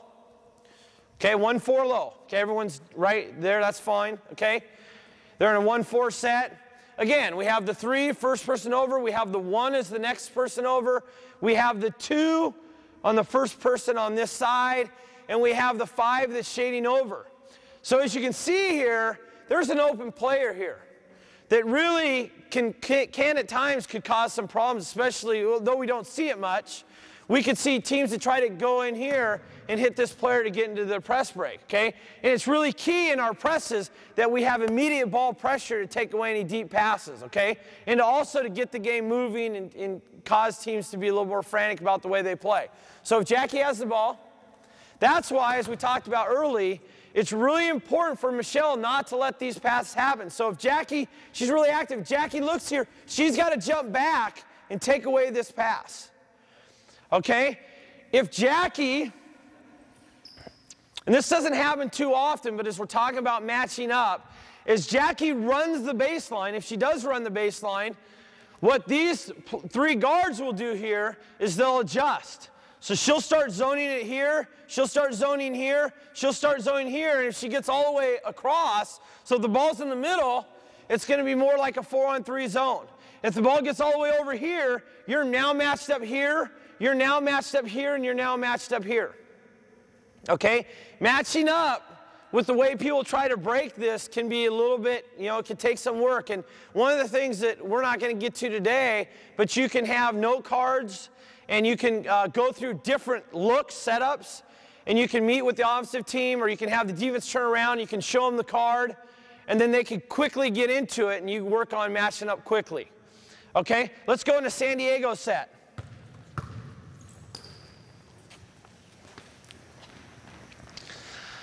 Okay, we're in a San Diego set here. So, as we talked about before, the 3, which is usually our best on-the-ball defender, is going to take this player here, okay? Now, we talked a little about playing behind, okay? This is the way we'll defend when we're on the ball. If we were to draw a straight line here with this player, we're going to be on this side. If she's to cut across me, I'm going to now be on this side of her. Though I'm not denying or in between her and the ball, I'm always on ball side. So as I'm here, it's ball, me, and my player. So if she cuts across this way, I'm going to be now ball, me, and my player. I'm not here. I'm not taking this away. In our presses, unless we're in goal that we talked about before, it absolutely kills our press if people are lunging and trying to go after steals, because if they miss it, we're now beat already. We just want to be there and pressure them when they got the ball, okay? And we have people that can do that too. Okay, so ball's here. We're really active. 3 is here. We have the 1 over. We have the 2 on the line, up the line like they would in our regular press. And we have the 5, and this is a little bit more of a matchup situation here. They're more matched up now with this last player. Okay, and this is, again, a common set that we'll see. Let's go ahead and go 2 guards here. Let's go 2-1-2 press break with Andy and Dom here. And good, we have our 2 here. Okay, obviously this is a similar set to what we had earlier. But again, even though we had a big post here earlier, now we have a guard and we have a 2 matching up with another guard. Okay? Still the rule stays consistent. The 2 takes the first person over to the right side. Okay, 3 is here, ball side, the 1's here. So if we're looking down the court from this direction, the 3 is going to take the first person on the left. The 1's going to take the second person on the left. The 2 is going to take the first person on the right. Okay? Let's go ahead and let's talk about a screen across, okay? We talked about this a little bit earlier, and this stays consistent with our black presses also, okay? If they go to set a screen across, no, wait for your pick, Andy. Go again. Wait for your pick, Andy. Go here again, Dom. Let's say you try to get under it. Try to get under the pick. No, under, ball side. Get under her. Set a pick, and Andy comes across. It's an automatic switch. Okay, it's an automatic switch. And it's an easy switch. Now let's say, that even though these are two comparable ball handlers, but let's say this is not a great ball handler, and this is clearly our best on the ball defender, and we know that they're constantly doing this. They're screen across, and then they're non-ball handlers coming open, and they're coming down, Dom, to get open. Okay, stop. Now a couple things should happen here. Michelle should not be letting the ball get in here. No, go back to where you're at. Michelle should not be letting the ball get in here because we're not letting it get diagonal opposite. So let's say they now run the baseline to get it in, and now they got their point guard on a decent ball defender where we want our best ball defender on it. So if we see teams that are doing that, go ahead and take it out, Jackie. What we would do in this situation is we'd probably change our 2 and our 3. So now we'd start them in this order. So now is Dom, go ahead and go back there where you're at. Now as they screen across to get open, go ahead and get open. Now we have, again, the matchup more of what we're looking for. Okay? Okay, what we're going to do now is we're going to work on taking on cutters, and this would stay consistent on whether we run a man or our matchup zone. Okay, so just want to briefly touch upon that, okay? Let's say that in this situation, this is a real common cut that we see from teams, whether we're in black or red, which we're working on red right now. Let's say Nicole comes back to the ball, and Fish goes with her. Okay, ball goes in.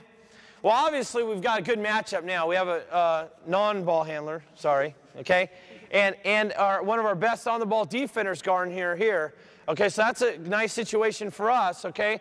But a lot of times teams will throw it in. They'll try to dive these people through. Whether we're in black or red, it's really important that Key gets the ball side and takes on the cutter and not let this initial pass go up the court. If she gets caught going over the top this way, they're going to throw it over the top and go. Okay, so what she wants to do here, and that's why it's important, just like any of our other man-to-man rules, that we always jump with the pass. Ball's here, Nicole start back. Ball's with Jackie. Okay, I'm starting here, and as she cuts, I automatically want to jump with the pass so I can take her on.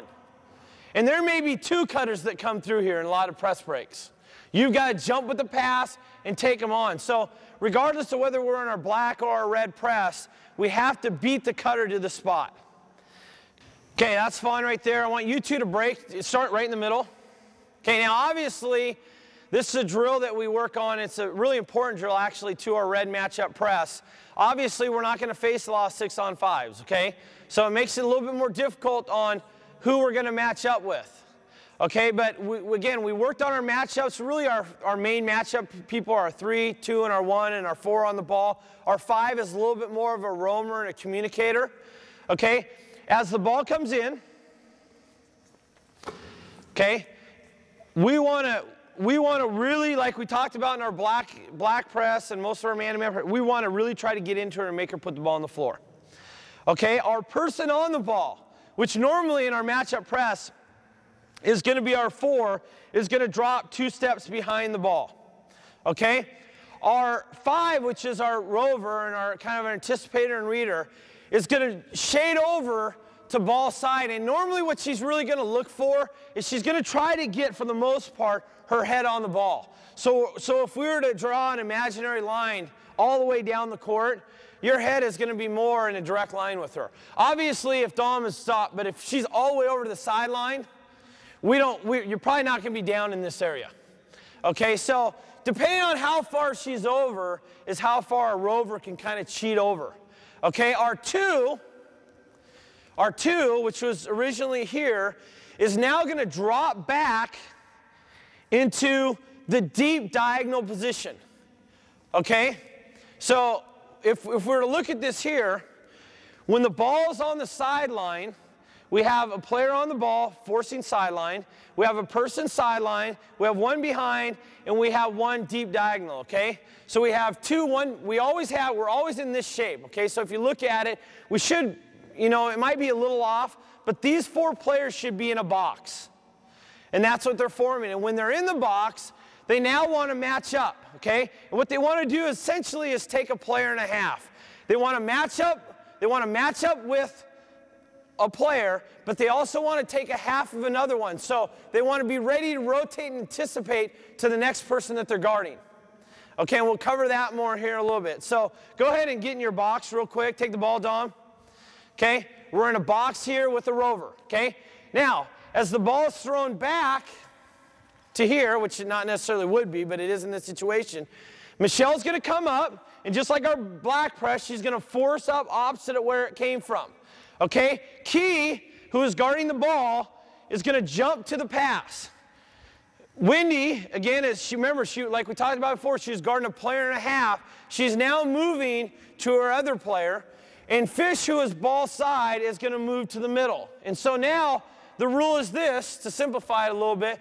When the ball's in the middle, we should be in a diamond. And then as close to a person is, and more often than not, you're going to see with press breaks that there's going to be people in your area to match up with. So once you drop into your diamond, you match up with the closest person to you. Okay, Andy, why don't you come down here? Don, why don't you flatten down just a little bit? Now as the ball's kicked here, Wendy comes up, puts more pressure, big time pressure. Okay, we have one pass away. We have Key getting into deep opposite. And we have Michelle that's dropped behind the ball. And again, when the ball's on the sideline, we should be in a box again. So we're in a zone, essentially. Okay, because now you're not chasing or staying with your own person as an individual. You're in a zone. And the way I like to look at it here is that when the ball's here, you're essentially in a 2-2-1 zone. It's similar to a matchup 2-2-1 zone. When the ball's in the middle, okay, go up and always take it opposite of where it came from. When the ball's in the middle, you're in a 1-2-1-1 zone. Okay, but there's also some man-to-man principles in there also. So it gets a little bit confusing, okay? Let's go ahead and take the ball out again. Okay, so what is our drill here? Well, our drill is the box and diamond drill, which means when it comes in, we're going to be in a box. When it comes back to the middle, we're in a diamond. When it goes back to the sideline, we're in a box. And right now, our players that are down here, all you're going to do is you're going to throw it from one person to the next, and they're going to try to work on getting from the box to the diamond. Okay? Here we go.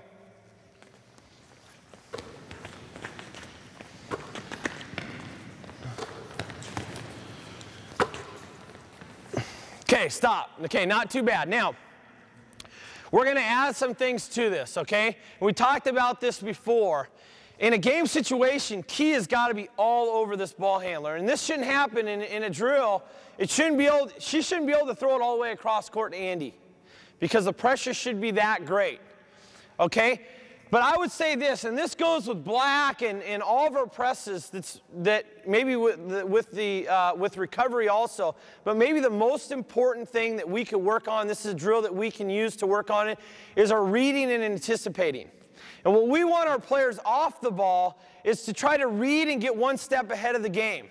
So if Key's on the ball, and I'm in this position, and I'm watching and reading Dom right here, if she starts looking back to this way, I'm reading her body language. I'm also reading her vision also, and I'm cheating to my next spot. Okay, now as the ball's thrown and she's getting ready to deliver it, now I'm right here already in my diamond. And this is the area, regardless of what press that we're in, that I can really tell how hard people are really working. Because if Dom has the ball, and the ball's thrown, and I see Wendy have to run 20 feet to get to our next rotation, it probably means somewhere along the line that she wasn't reading and anticipating what the pass or what the ball was doing. So there's a lot of things that we can get out of this drill. One of the things that I think is probably one of the best things is we really can work on reading and anticipating, not going on the pass, but working on reading the language of the person that has the ball, okay? So let's go ahead and let's just work on that. Box and diamond, here we go. Box, diamond, box, good.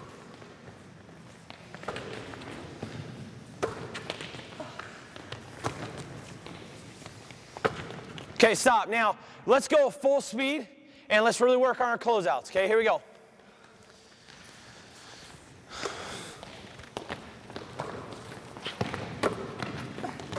Okay, stop. Sorry, Wendy, you're not reading it all. There's no way it should go from here to here and you still have that far to run, okay? Let's go. Read the passer. Read the passer.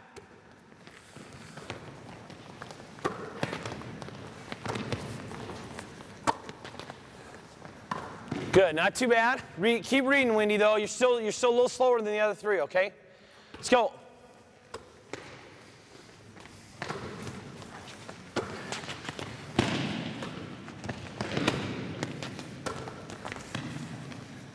Okay, good. Take it out. Okay, so that's our box and diamond drill. Let's go the matchup real quick, and let's hit Jenny coming down. Jenny, you're going to flatten all the way down. Good. Okay, we communicate like that. Good. Let's say for some reason the ball gets there.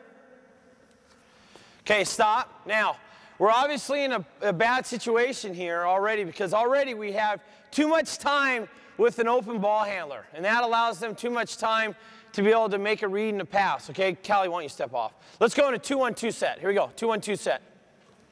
Hit the pressure release coming down. Yeah, go up. Hit the pressure release.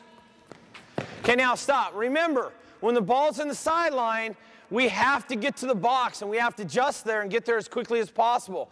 So Fish, who has a long ways to run, has to get all the way into this area. Andy, you're going to dive into this spot. Dom, you're going to cut to the middle. Okay? You have to get here, and Key has to get deep opposite. Okay? Now, this is obviously not a situation that we want to have to guard because we're real vulnerable here. Fish has a long ways to go from guarding over there all the way to this side. So if our post doesn't do her job and lets it get over here, we have a huge adjustment to make, though we'll still try to stay in it, or then we still will stay in it. It's going to be a lot more difficult to run than if we can keep the ball on ball side, okay? Let's go ahead and jog the baseline and then get into it. Here we go. One, jog the base. Start low. Go ahead and start low. Jog the baseline, and it should go. You should always go in. Here we go. Let's go. Ball comes in. Stop. Okay, go again. Remember, go ahead and start again. Is this person matches up? If this person slides here, go ahead and move. You're here, you're there, and you're matched up here now with Andy. Okay, here we go. What's that? Okay, that's a good question here. In this situation here, okay, we're here. Because we went through it differently last time. So ball comes here. No, you're still here. Okay, now, there's two things that can happen here, Fish. And really this becomes things we would talk about in a game, but also it would be communication between you two. There's two ways you can handle this, and this is the way I would say that we'd probably handle it, is that since you're matched up here, when she dives, you got to jump with a pass and beat her here, and you take her on, and now you're the sideline person, and Fish is the deep opposite. Okay? That's one way. Okay, but the other way, and I wanted to talk about this here. So the other way is this, is that, and you can always do this no matter where it's at. As she goes, I'll be you, Keep it, stand next to me, okay? You want to bump, call the bump, and then you just drop back into the deep opposite. So on all the cutter plays, you can really handle it two ways. You can either stay with them, and then you adjust, or you can just call a bump and a push. Bump or a push, and you can just switch spots, okay? Here we go.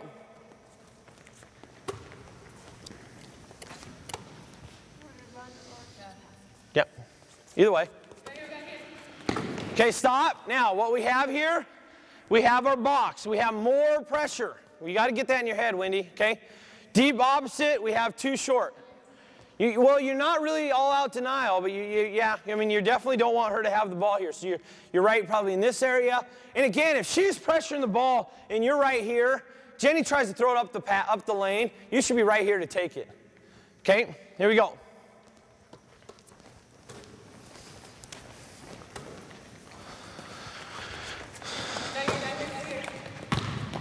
Okay, stop. Now, let's go ahead and take the ball out. Let's talk a little bit about our rotations. Okay, let's go just the normal 2-1-2, and you can start mixing it up, and that's fine. Ball comes in.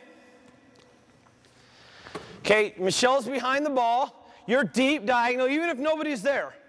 Okay, what you want to do is sprint to deep diagonal, and you have to match up with the closest person. Okay? You're ball side sideline, and you have your head on the ball. And again, it might not be directly if nobody's behind you, which a lot of times there's somebody behind you, like somebody deep, but you can just adjust over just a bit. Okay, and again, some of you may have ran a 2-2-1 zone press, okay? But essentially what we're doing here is Key is pressuring the ball big time, okay? She's forcing me up the sideline, and now, unlike our black press, the trap is coming sideline. So if I get out of control, or if I just start taking off dribbling hard, Fish is now going to come. Once Fish decides to go, she can't be in no man's land. Okay, so once she's here, once she turns to go to trap, that sets everyone else in motion. Okay? As soon as you see her go, you're on a dead sprint taking the first pass away. Okay? As soon as that happens here, Wendy's on a dead sprint taking away the hoop, and Michelle's on a dead sprint taking away the middle. So it's the opposite rotations than our black press. Because normally in our black press, once the trap is set and we wait for it to be set, we're rotating up. In our red press, we don't wait for our trap to be set. It's once they decide to go, we're all rotating back. Okay, now this is a problem area a little bit with this, is that in your head, Brittany, right, and what we have to do is Wendy has to go, okay? But regardless of whether she goes or not, we'll get on Wendy later about if she doesn't go. You have to go here, and she has to go with you. And you as the leader back here, we can see everything, you gotta go, Wendy, cover home. And that should let her know, because you can see everything that's going on. But regardless of whether she's covering or not, she should be reading also. And once she sees Fish go, then she should be able to go also. But what happens, I guess, in a game is that you don't want to go because you know that Wendy forgets her rotation. And as a team, we have to be able to learn how to work through that. And if you don't do your job, then it's hard for me to ever get on Wendy about not doing her job. Okay, does that make sense for everybody? Okay, so let's take the ball out. Okay, ball comes in. For sideline. Okay, stop. Go again. And you want to be a little bit more like this, okay? You're here. You're here, because remember, unlike our black, and I should say this, or I should have done a better job of explaining this, but in our matchup, when we match up originally, we're here. But once the ball comes in, you can be a little bit more here. So you can get closer to your trap, but the reason for it is because unlike our black press, we have no help behind us. So if you get caught on that side, you're vulnerable to get beaten over the top. You need to have faith that Brittany's right here behind it. So even if they do throw it over the top, you have somebody either here to steal it, or you have numbers still on your side. Does that make sense? Yeah. Okay, so ball in again. You will not rotate until you see her gone. She's on a dead sprint, okay? If she's just hedging, you have to stay home. Here we go, red.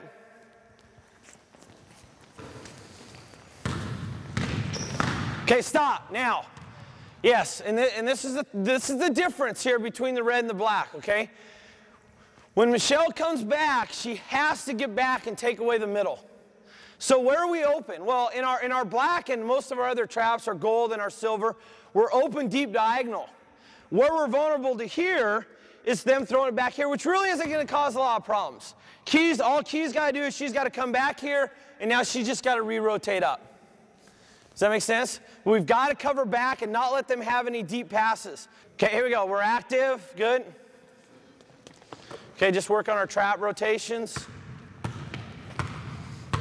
Okay, good. And you're there. Now, if it comes up like this where they send somebody here, and I know Jenny's such a heady player that no way in Jenny's life would she just sit here, right? No, because she'd really want to help out and help her teammates and stuff. So she's probably going to be under the basket or moving into an area. If she does sit here, we can look to rotate out, because this player is totally out of the play right here.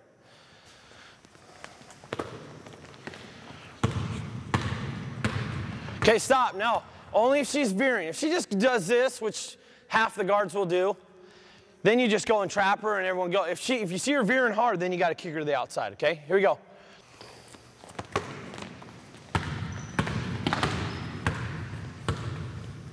Okay, good. No, you don't go. Good. Key will recover. No, Key, just like that.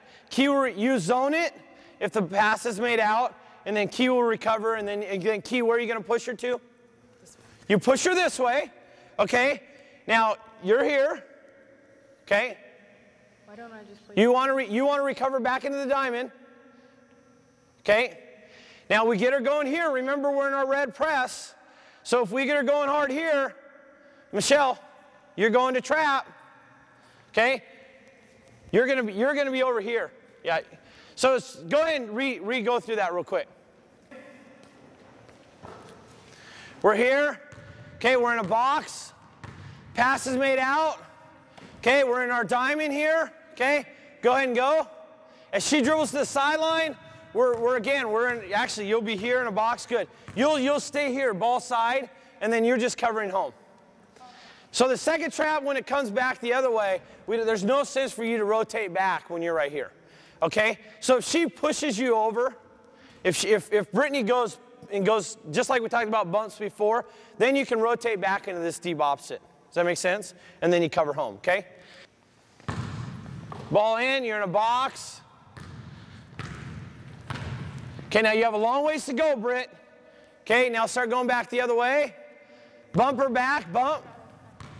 There you go. Now you're deep, good. And Fish is covering the middle and you've got a deep opposite. If you have too far to go, this would be a situation where now you would actually move into deep opposite. And so something that I really should have covered earlier that is an important part is that though Brittany's the roamer in a lot of this, really there's situations that could come up with rotations and out of trap that really all 5 people have to be a part of this. And you may actually, like in this situation, you'd now become part of the box and the diamond. Okay? Go ahead and take it out again. Okay, stop. Now, this should not happen. But let's say Dom cuts over the top and dribbles right at Michelle. There's 2 things that can happen. They either can corral, and as a team, we decide either we trap all middle penetration. Okay? If a middle penetration happens, everyone else is going to rotate up and zone it. Okay? If we're trapping. Okay? Or the other option, Jackie, as soon as you throw it in, why don't you go ahead and step in, okay? Here we go again. Throw it in. Andy, go to the middle. There you go. Looks more like a press break now, okay? Dribble middle. We trap, and we're just zoning, just like this, okay? You're zoning everyone else, and you're just reading right here. If she's looking back this way, you're reading this way. Okay, the other way that we would handle it is just the run and jump part. So if she dribbles at you, I want you to run and jump and switch, and then you've got to push your sideline. Okay, and then once it goes sideline, go ahead and dribble sideline. Look to get a trap. You got to cover deep, and you've got to cover middle. Okay, good. Let's go ahead and go through that. I want to go all the way through that at about 3/4 speed. Here we go.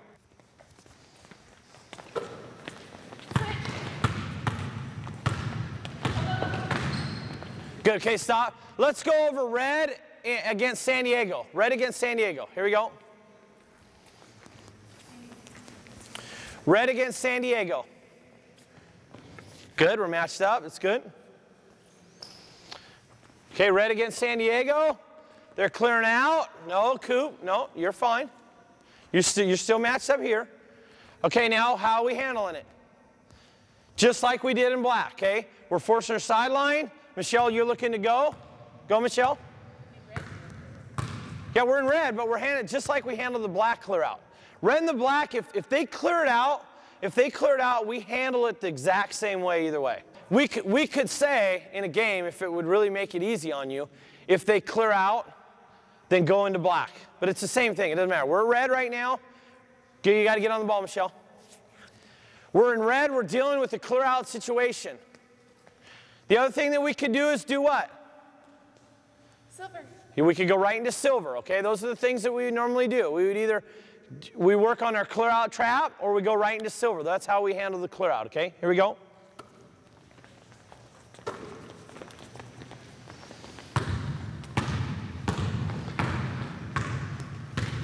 Good, okay, nice job, okay? So there's just a couple of small situations that I want to talk about, okay?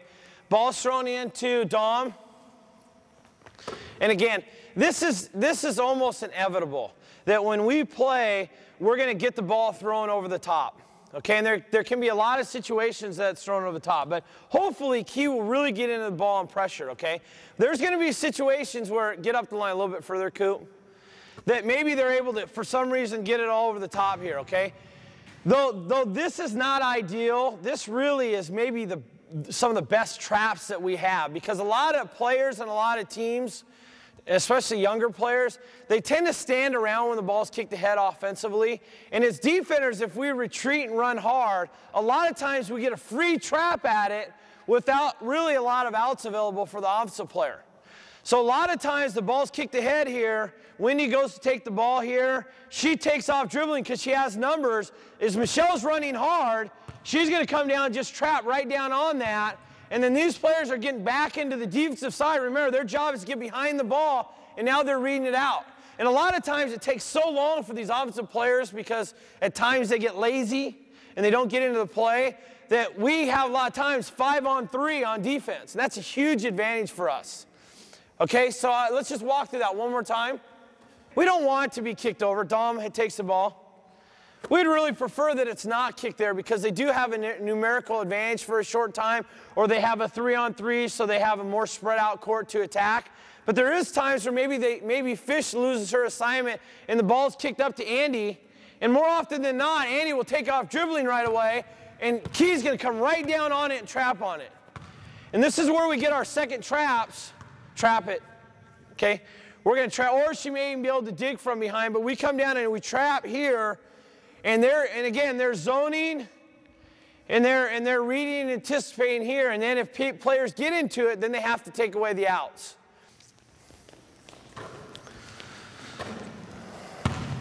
Trap down, Key. Okay, now stop, good. And again, we're not letting it go to the hoop. So take away the hoop. And then again, Jenny, like Jenny's doing a pretty good job of, it's kind of out of the play for Andy, so we want to take away the outs. But in the game, you go to the ball, right? Okay.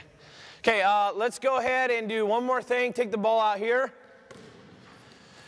And I want everyone down in this area. And as soon as the ball goes up off a missed basket, I want everyone down in here, off a missed basket. White, you're on defense. Okay. Go ahead and triangle Michelle. Okay, ball goes in. Okay, stop. Okay, now, ball goes up, and this is the scenario we're going to run. She's going to miss. Nicole's going to get a rebound. Okay, it's really important that as soon as the ball is shot, we have 4 people rebound. So, Key, you got to get in here and rebound. Wendy, you got to quit standing out here and get in a rebound. Okay, now, as soon as we recognize that we don't have it, we're going to quickly match up. It's not like our made basket where we may have time to match up particular people. We got to match up quickly with the closest person to us. Okay? And so as soon as we match up, Michelle's not going to reach on the ball. She's a smart player. She knows she can get fouls that way. And we don't want that to happen, okay? So Michelle's going to be all over the ball. Where are you going to force it? She's going to force it to the nearest sideline. Okay? And then everyone else is you're on your matchup as quick as you can. Your ball side, you're hugging. I want you guys, so we have some spacing, to quickly get into a 2-1-2 set. Match it up on missed baskets. Here we go.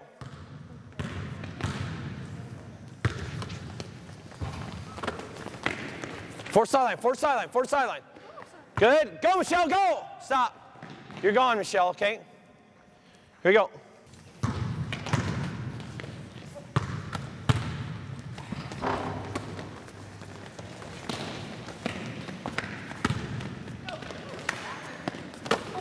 Okay, stop. Okay, ball goes back again. We'll quickly cover this. Jackie has the ball. You need to make sure, I know you haven't worked on this a lot, but don't go for her ball fakes. Make her go that way. If she starts going this way, or what she was doing is she was jabbing here and you would jump a little bit and then she could get back in here. Yeah. That's okay. Make her go this way. Now, she dribbled. She did a good job defending though. Once she dribbled, Jackie was out, didn't know really what to do. She picked it up, and when it's picked up, we're all out denial. We're not letting her have any outs, okay? Here we go again. Let's go. Let's just go through that again. Here we go.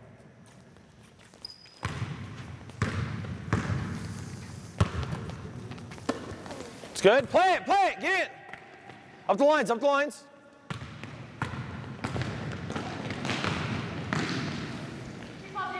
Help in, Key, help in. You're chasing. Stop.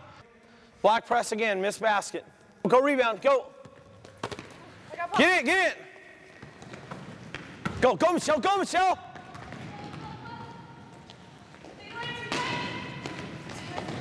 Stop. Good. Nice job. On a red press, our point guard, who always has back cover responsibility, has to cover back until our 5 can get back.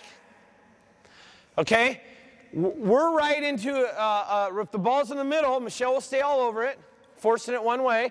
You're getting in a diamond, you're getting a diamond, and then as soon as she has it covered for you, you now can release up and be into the diamond also.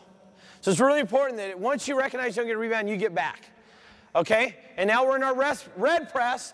And again, a big difference between our red press and our black press is our red press, we trap people that are coming at us, and we rotate back.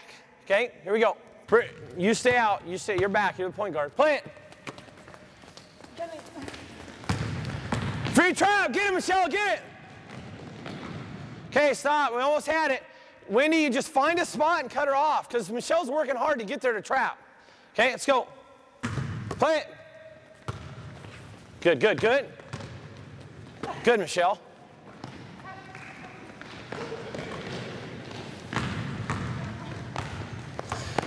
Okay, I'm sorry to do this, but let's get 6, it'll just take 1 second. 6 whites out here like we did on our drill. Where's Callie? Okay, I'll take the ball out real quick. Okay. 6 on 5, I have the ball. Dom right here. Jenny, why don't you come down here as the other guard? Andy and Dom be the 2 guards. Nicole stand at half court. Jenny there. Jackie in the middle. Okay, ball comes in. We're in a box. Okay? It's really important that we have this middle covered because this is where we're most vulnerable. Okay? So Wendy is actually going to hold here and not actually release to go up to her diamond until she knows Fish has that covered. So you communicate to her when you have it. Okay? So we'll just walk through this real quick. Ball's in. We force here. Ball's returned. Here. Good. Stay there. Stay in the middle until you know Key has it. Now go. Go. Good. We have to delay a little bit more than we were earlier. Ball's here. Delay, Key. Delay middle. Holding the middle. Come up a little bit further, Jackie. We cannot leave that middle until we know it's covered by somebody else. There you go.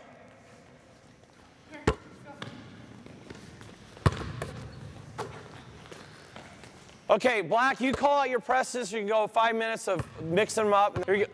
So Jackie. Okay. Right? You want her? Yeah. Here we go. One.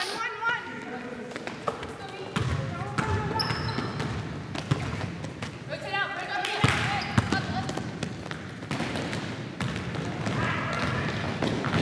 Okay, hold the ball. Okay, if you can see that, Brittany was a little late on her rotations. You haven't done a lot. Actually, though, that's a great trap, and you guys did a pretty good job on that one. Now, obviously, was our black press, right? Okay, here we go again.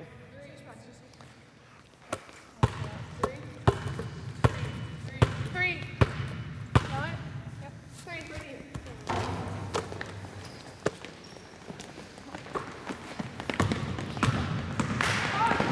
Okay, go.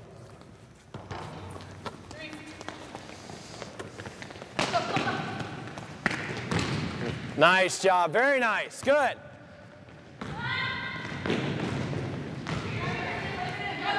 Okay, hold the ball. Not bad. Not too bad of a recovery either. Did a nice job taking away lay-ins.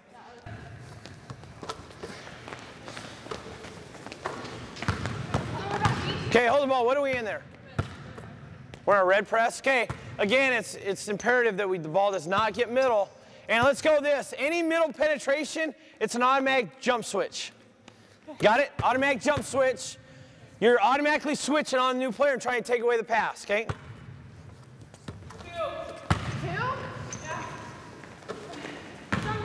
Hold the ball, Michelle. We're in 2 for red. We never trap from behind. Jeez. Call it out before that. Stop. What are you in? If you're in black, don't let it get back. Okay, here we go.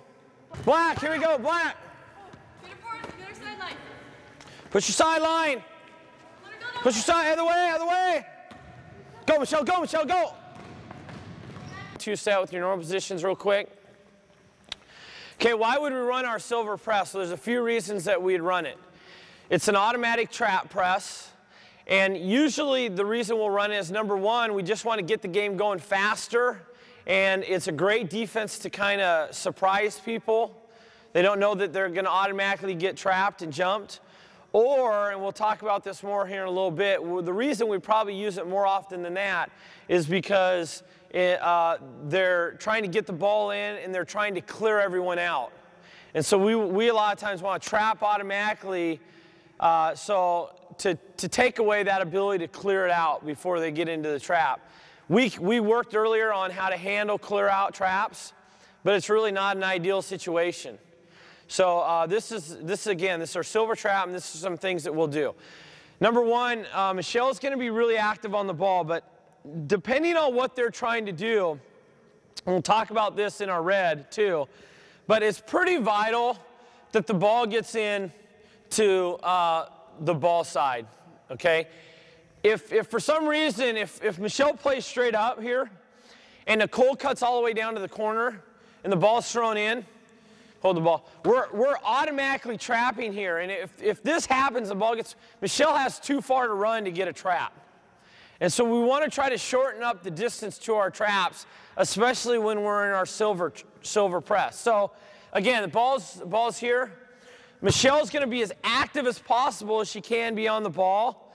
If there's no threat behind her, then she wants to try to play straight up as much as possible.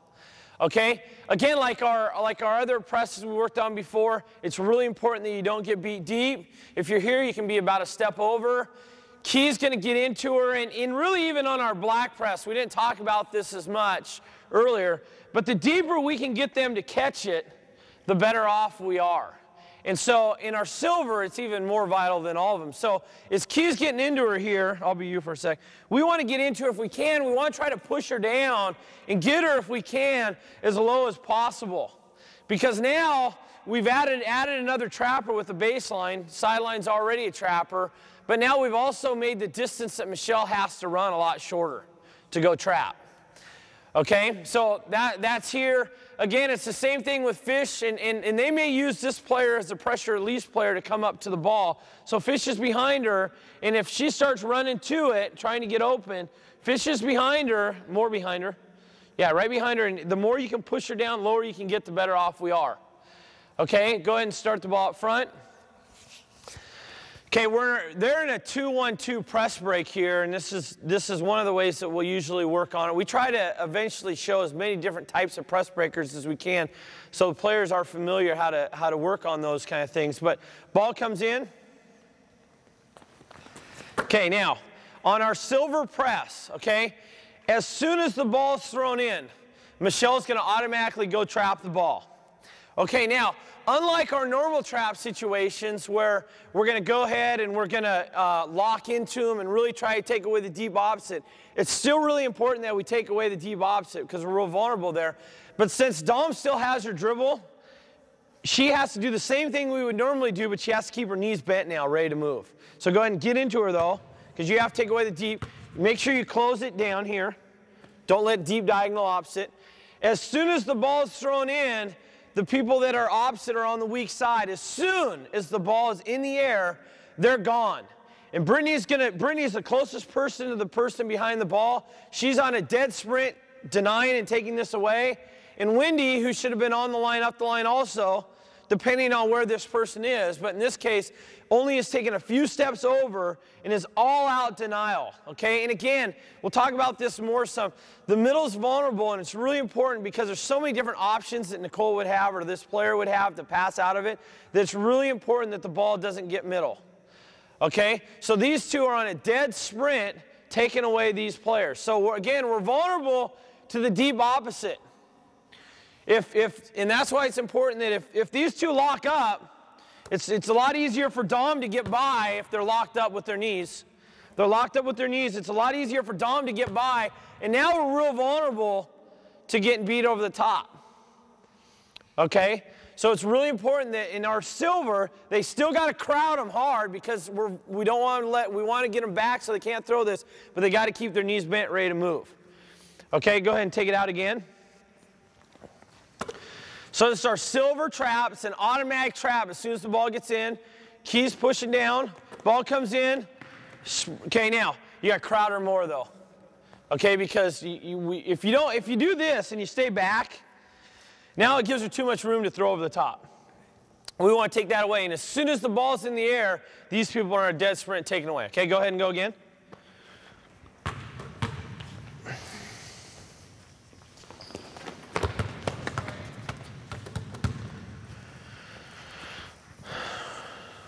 Good, see the passer, good. Good, okay. Go ahead and let's go again. Let's go ahead and hit Jenny running the baseline coming down. Here we go. Again, all these presses are interchangeable. Run the baseline. Jenny's going to come down to it. Okay, you're going to hit her. Okay. Now, this is, Brittany, this is something that you kind of have to stay with a little bit here. It's more than likely if this happens, we need to work on taking on cutters too, but if she goes, you have to take her because you're ball side sideline, and it's the two opposite people that are rotating up. Okay, here we go again. If you can, to help us out, start over there and get all the way over to here before you hit Jenny. You don't want to make long passes anyways. You definitely don't want to make passes in the inbounder under your own backboard, okay? Here we go. Okay, stop. Okay, now you probably could see this hopefully on tape, but these two, this happens in our games and all of our rotations, and we need to get better. These two are way too slow going. As soon as the ball is in the air, you guys have to be there, okay? Here we go.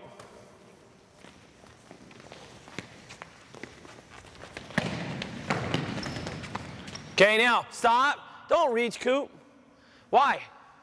Seriously. It's like absolutely the worst defense you can play. Fouling is the thing that's going to hurt a team the most.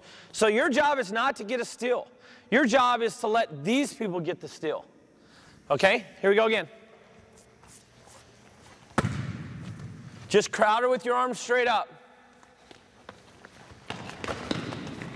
Good. If a pass is made out, we're automatically into our black press and our black press rules, okay?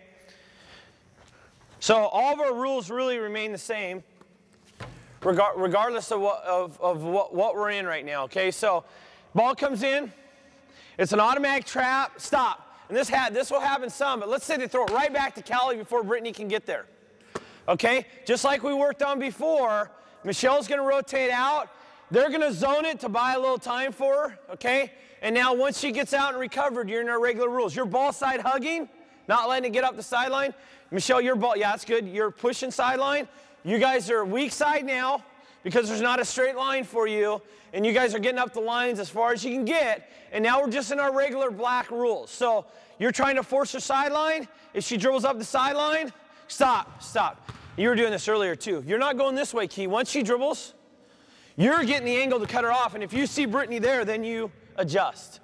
Because what will happen is, if you take this below angle, you'll end up chasing her all the way up the court if she gets by Brittany. Okay? It's easier to adjust when you're on the high side, and if you make an error, you'll way rather be on the high side than to make an error below because now you're chasing the whole time. Okay? Okay, let's go silver. Here we go.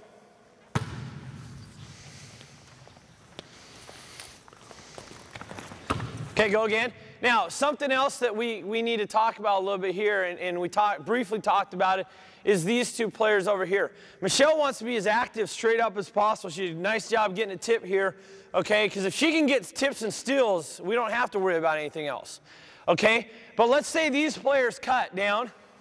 You guys have to communicate to Michelle that somebody's behind her, and that way she knows, because she can't see what's going on. Her job is to be as active as possible. If Nicole cuts down, Brittany, you got to tell her, Michelle behind you, so she can step back and help take this away. Okay, does that make sense? Okay, here we go.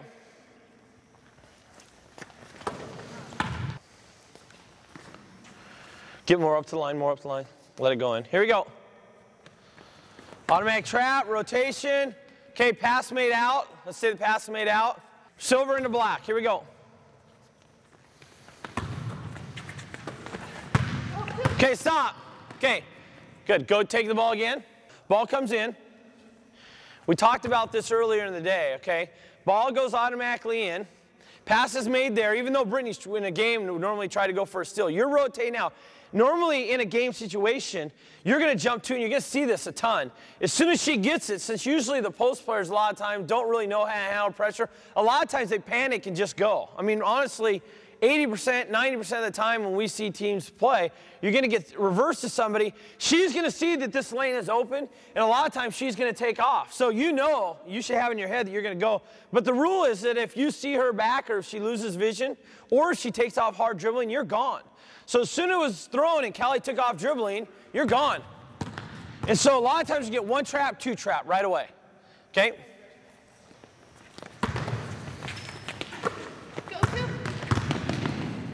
Okay, stop. Okay, good. Okay? Okay, let's go silver again. And I want you, I'm going to try to do my best not to say anything. You're going to try to go live. Try to finish the whole play out. And when you're not stealing it, but once it comes back, you're live. So get into her and really turn and sprint hard, okay? Is this San Diego? Or no, this is just regular silver. And you guys are playing a full possession live. Here we go.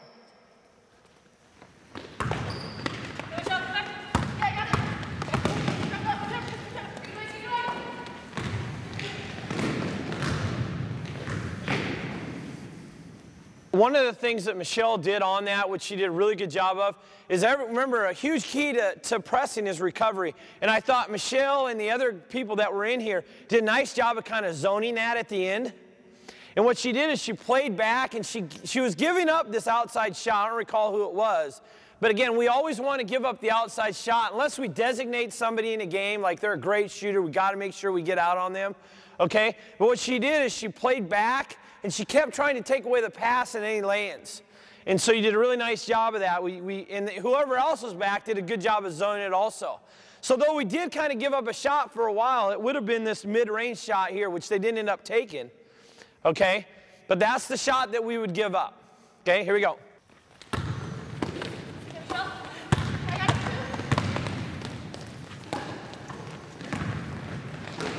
Good. Nice job.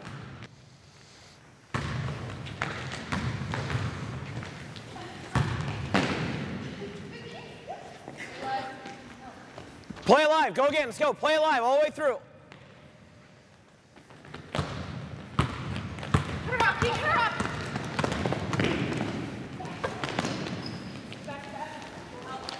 Okay, let's cover that real quick.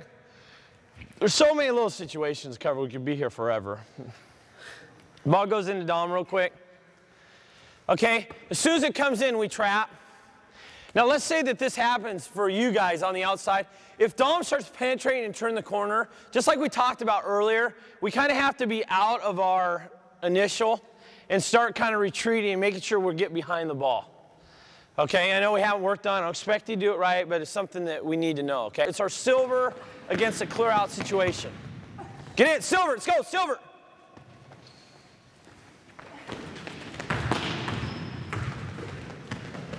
Okay, stop, sorry. Okay, take the ball again, Dom. Take the ball again. And I know this is kind of tough. Yeah, and you kind of want, like you do, you kind of want to read it, but as she comes in, it's okay. You physically have to be here taking away this, but mentally you have to be thinking, I might have to be on a dead sprint, getting back. And again, I know it's a hard concept to get used to, but it's really the trapper's job to eliminate this long pass.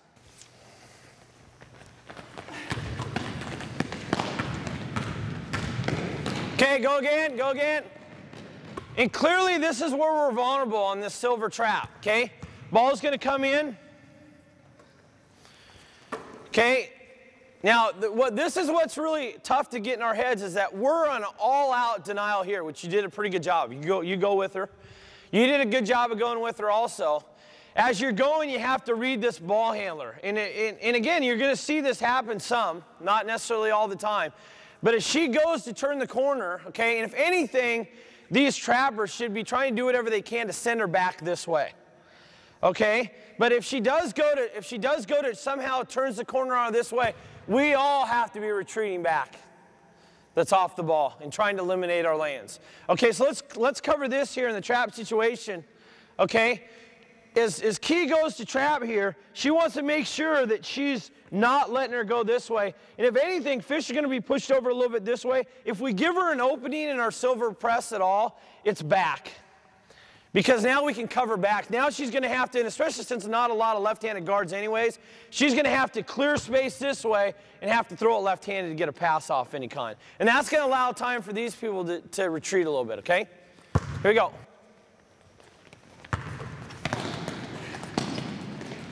Okay, go again. Let's go. Ball comes in. We need to get better at taking away the middle. Callie comes. You have to get in a position you're in front of her. Okay.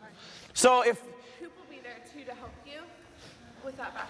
if worst case scenario, if they're able to throw it to her, deny it all in front of her. Get in front of her.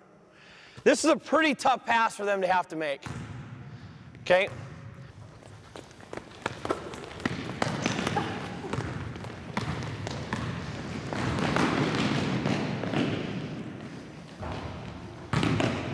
Here we go, silver.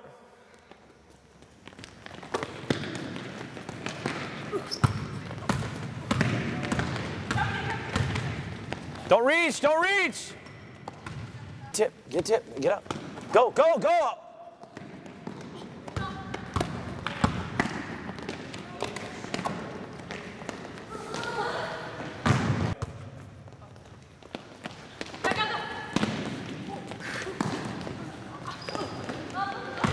Attack it, attack it.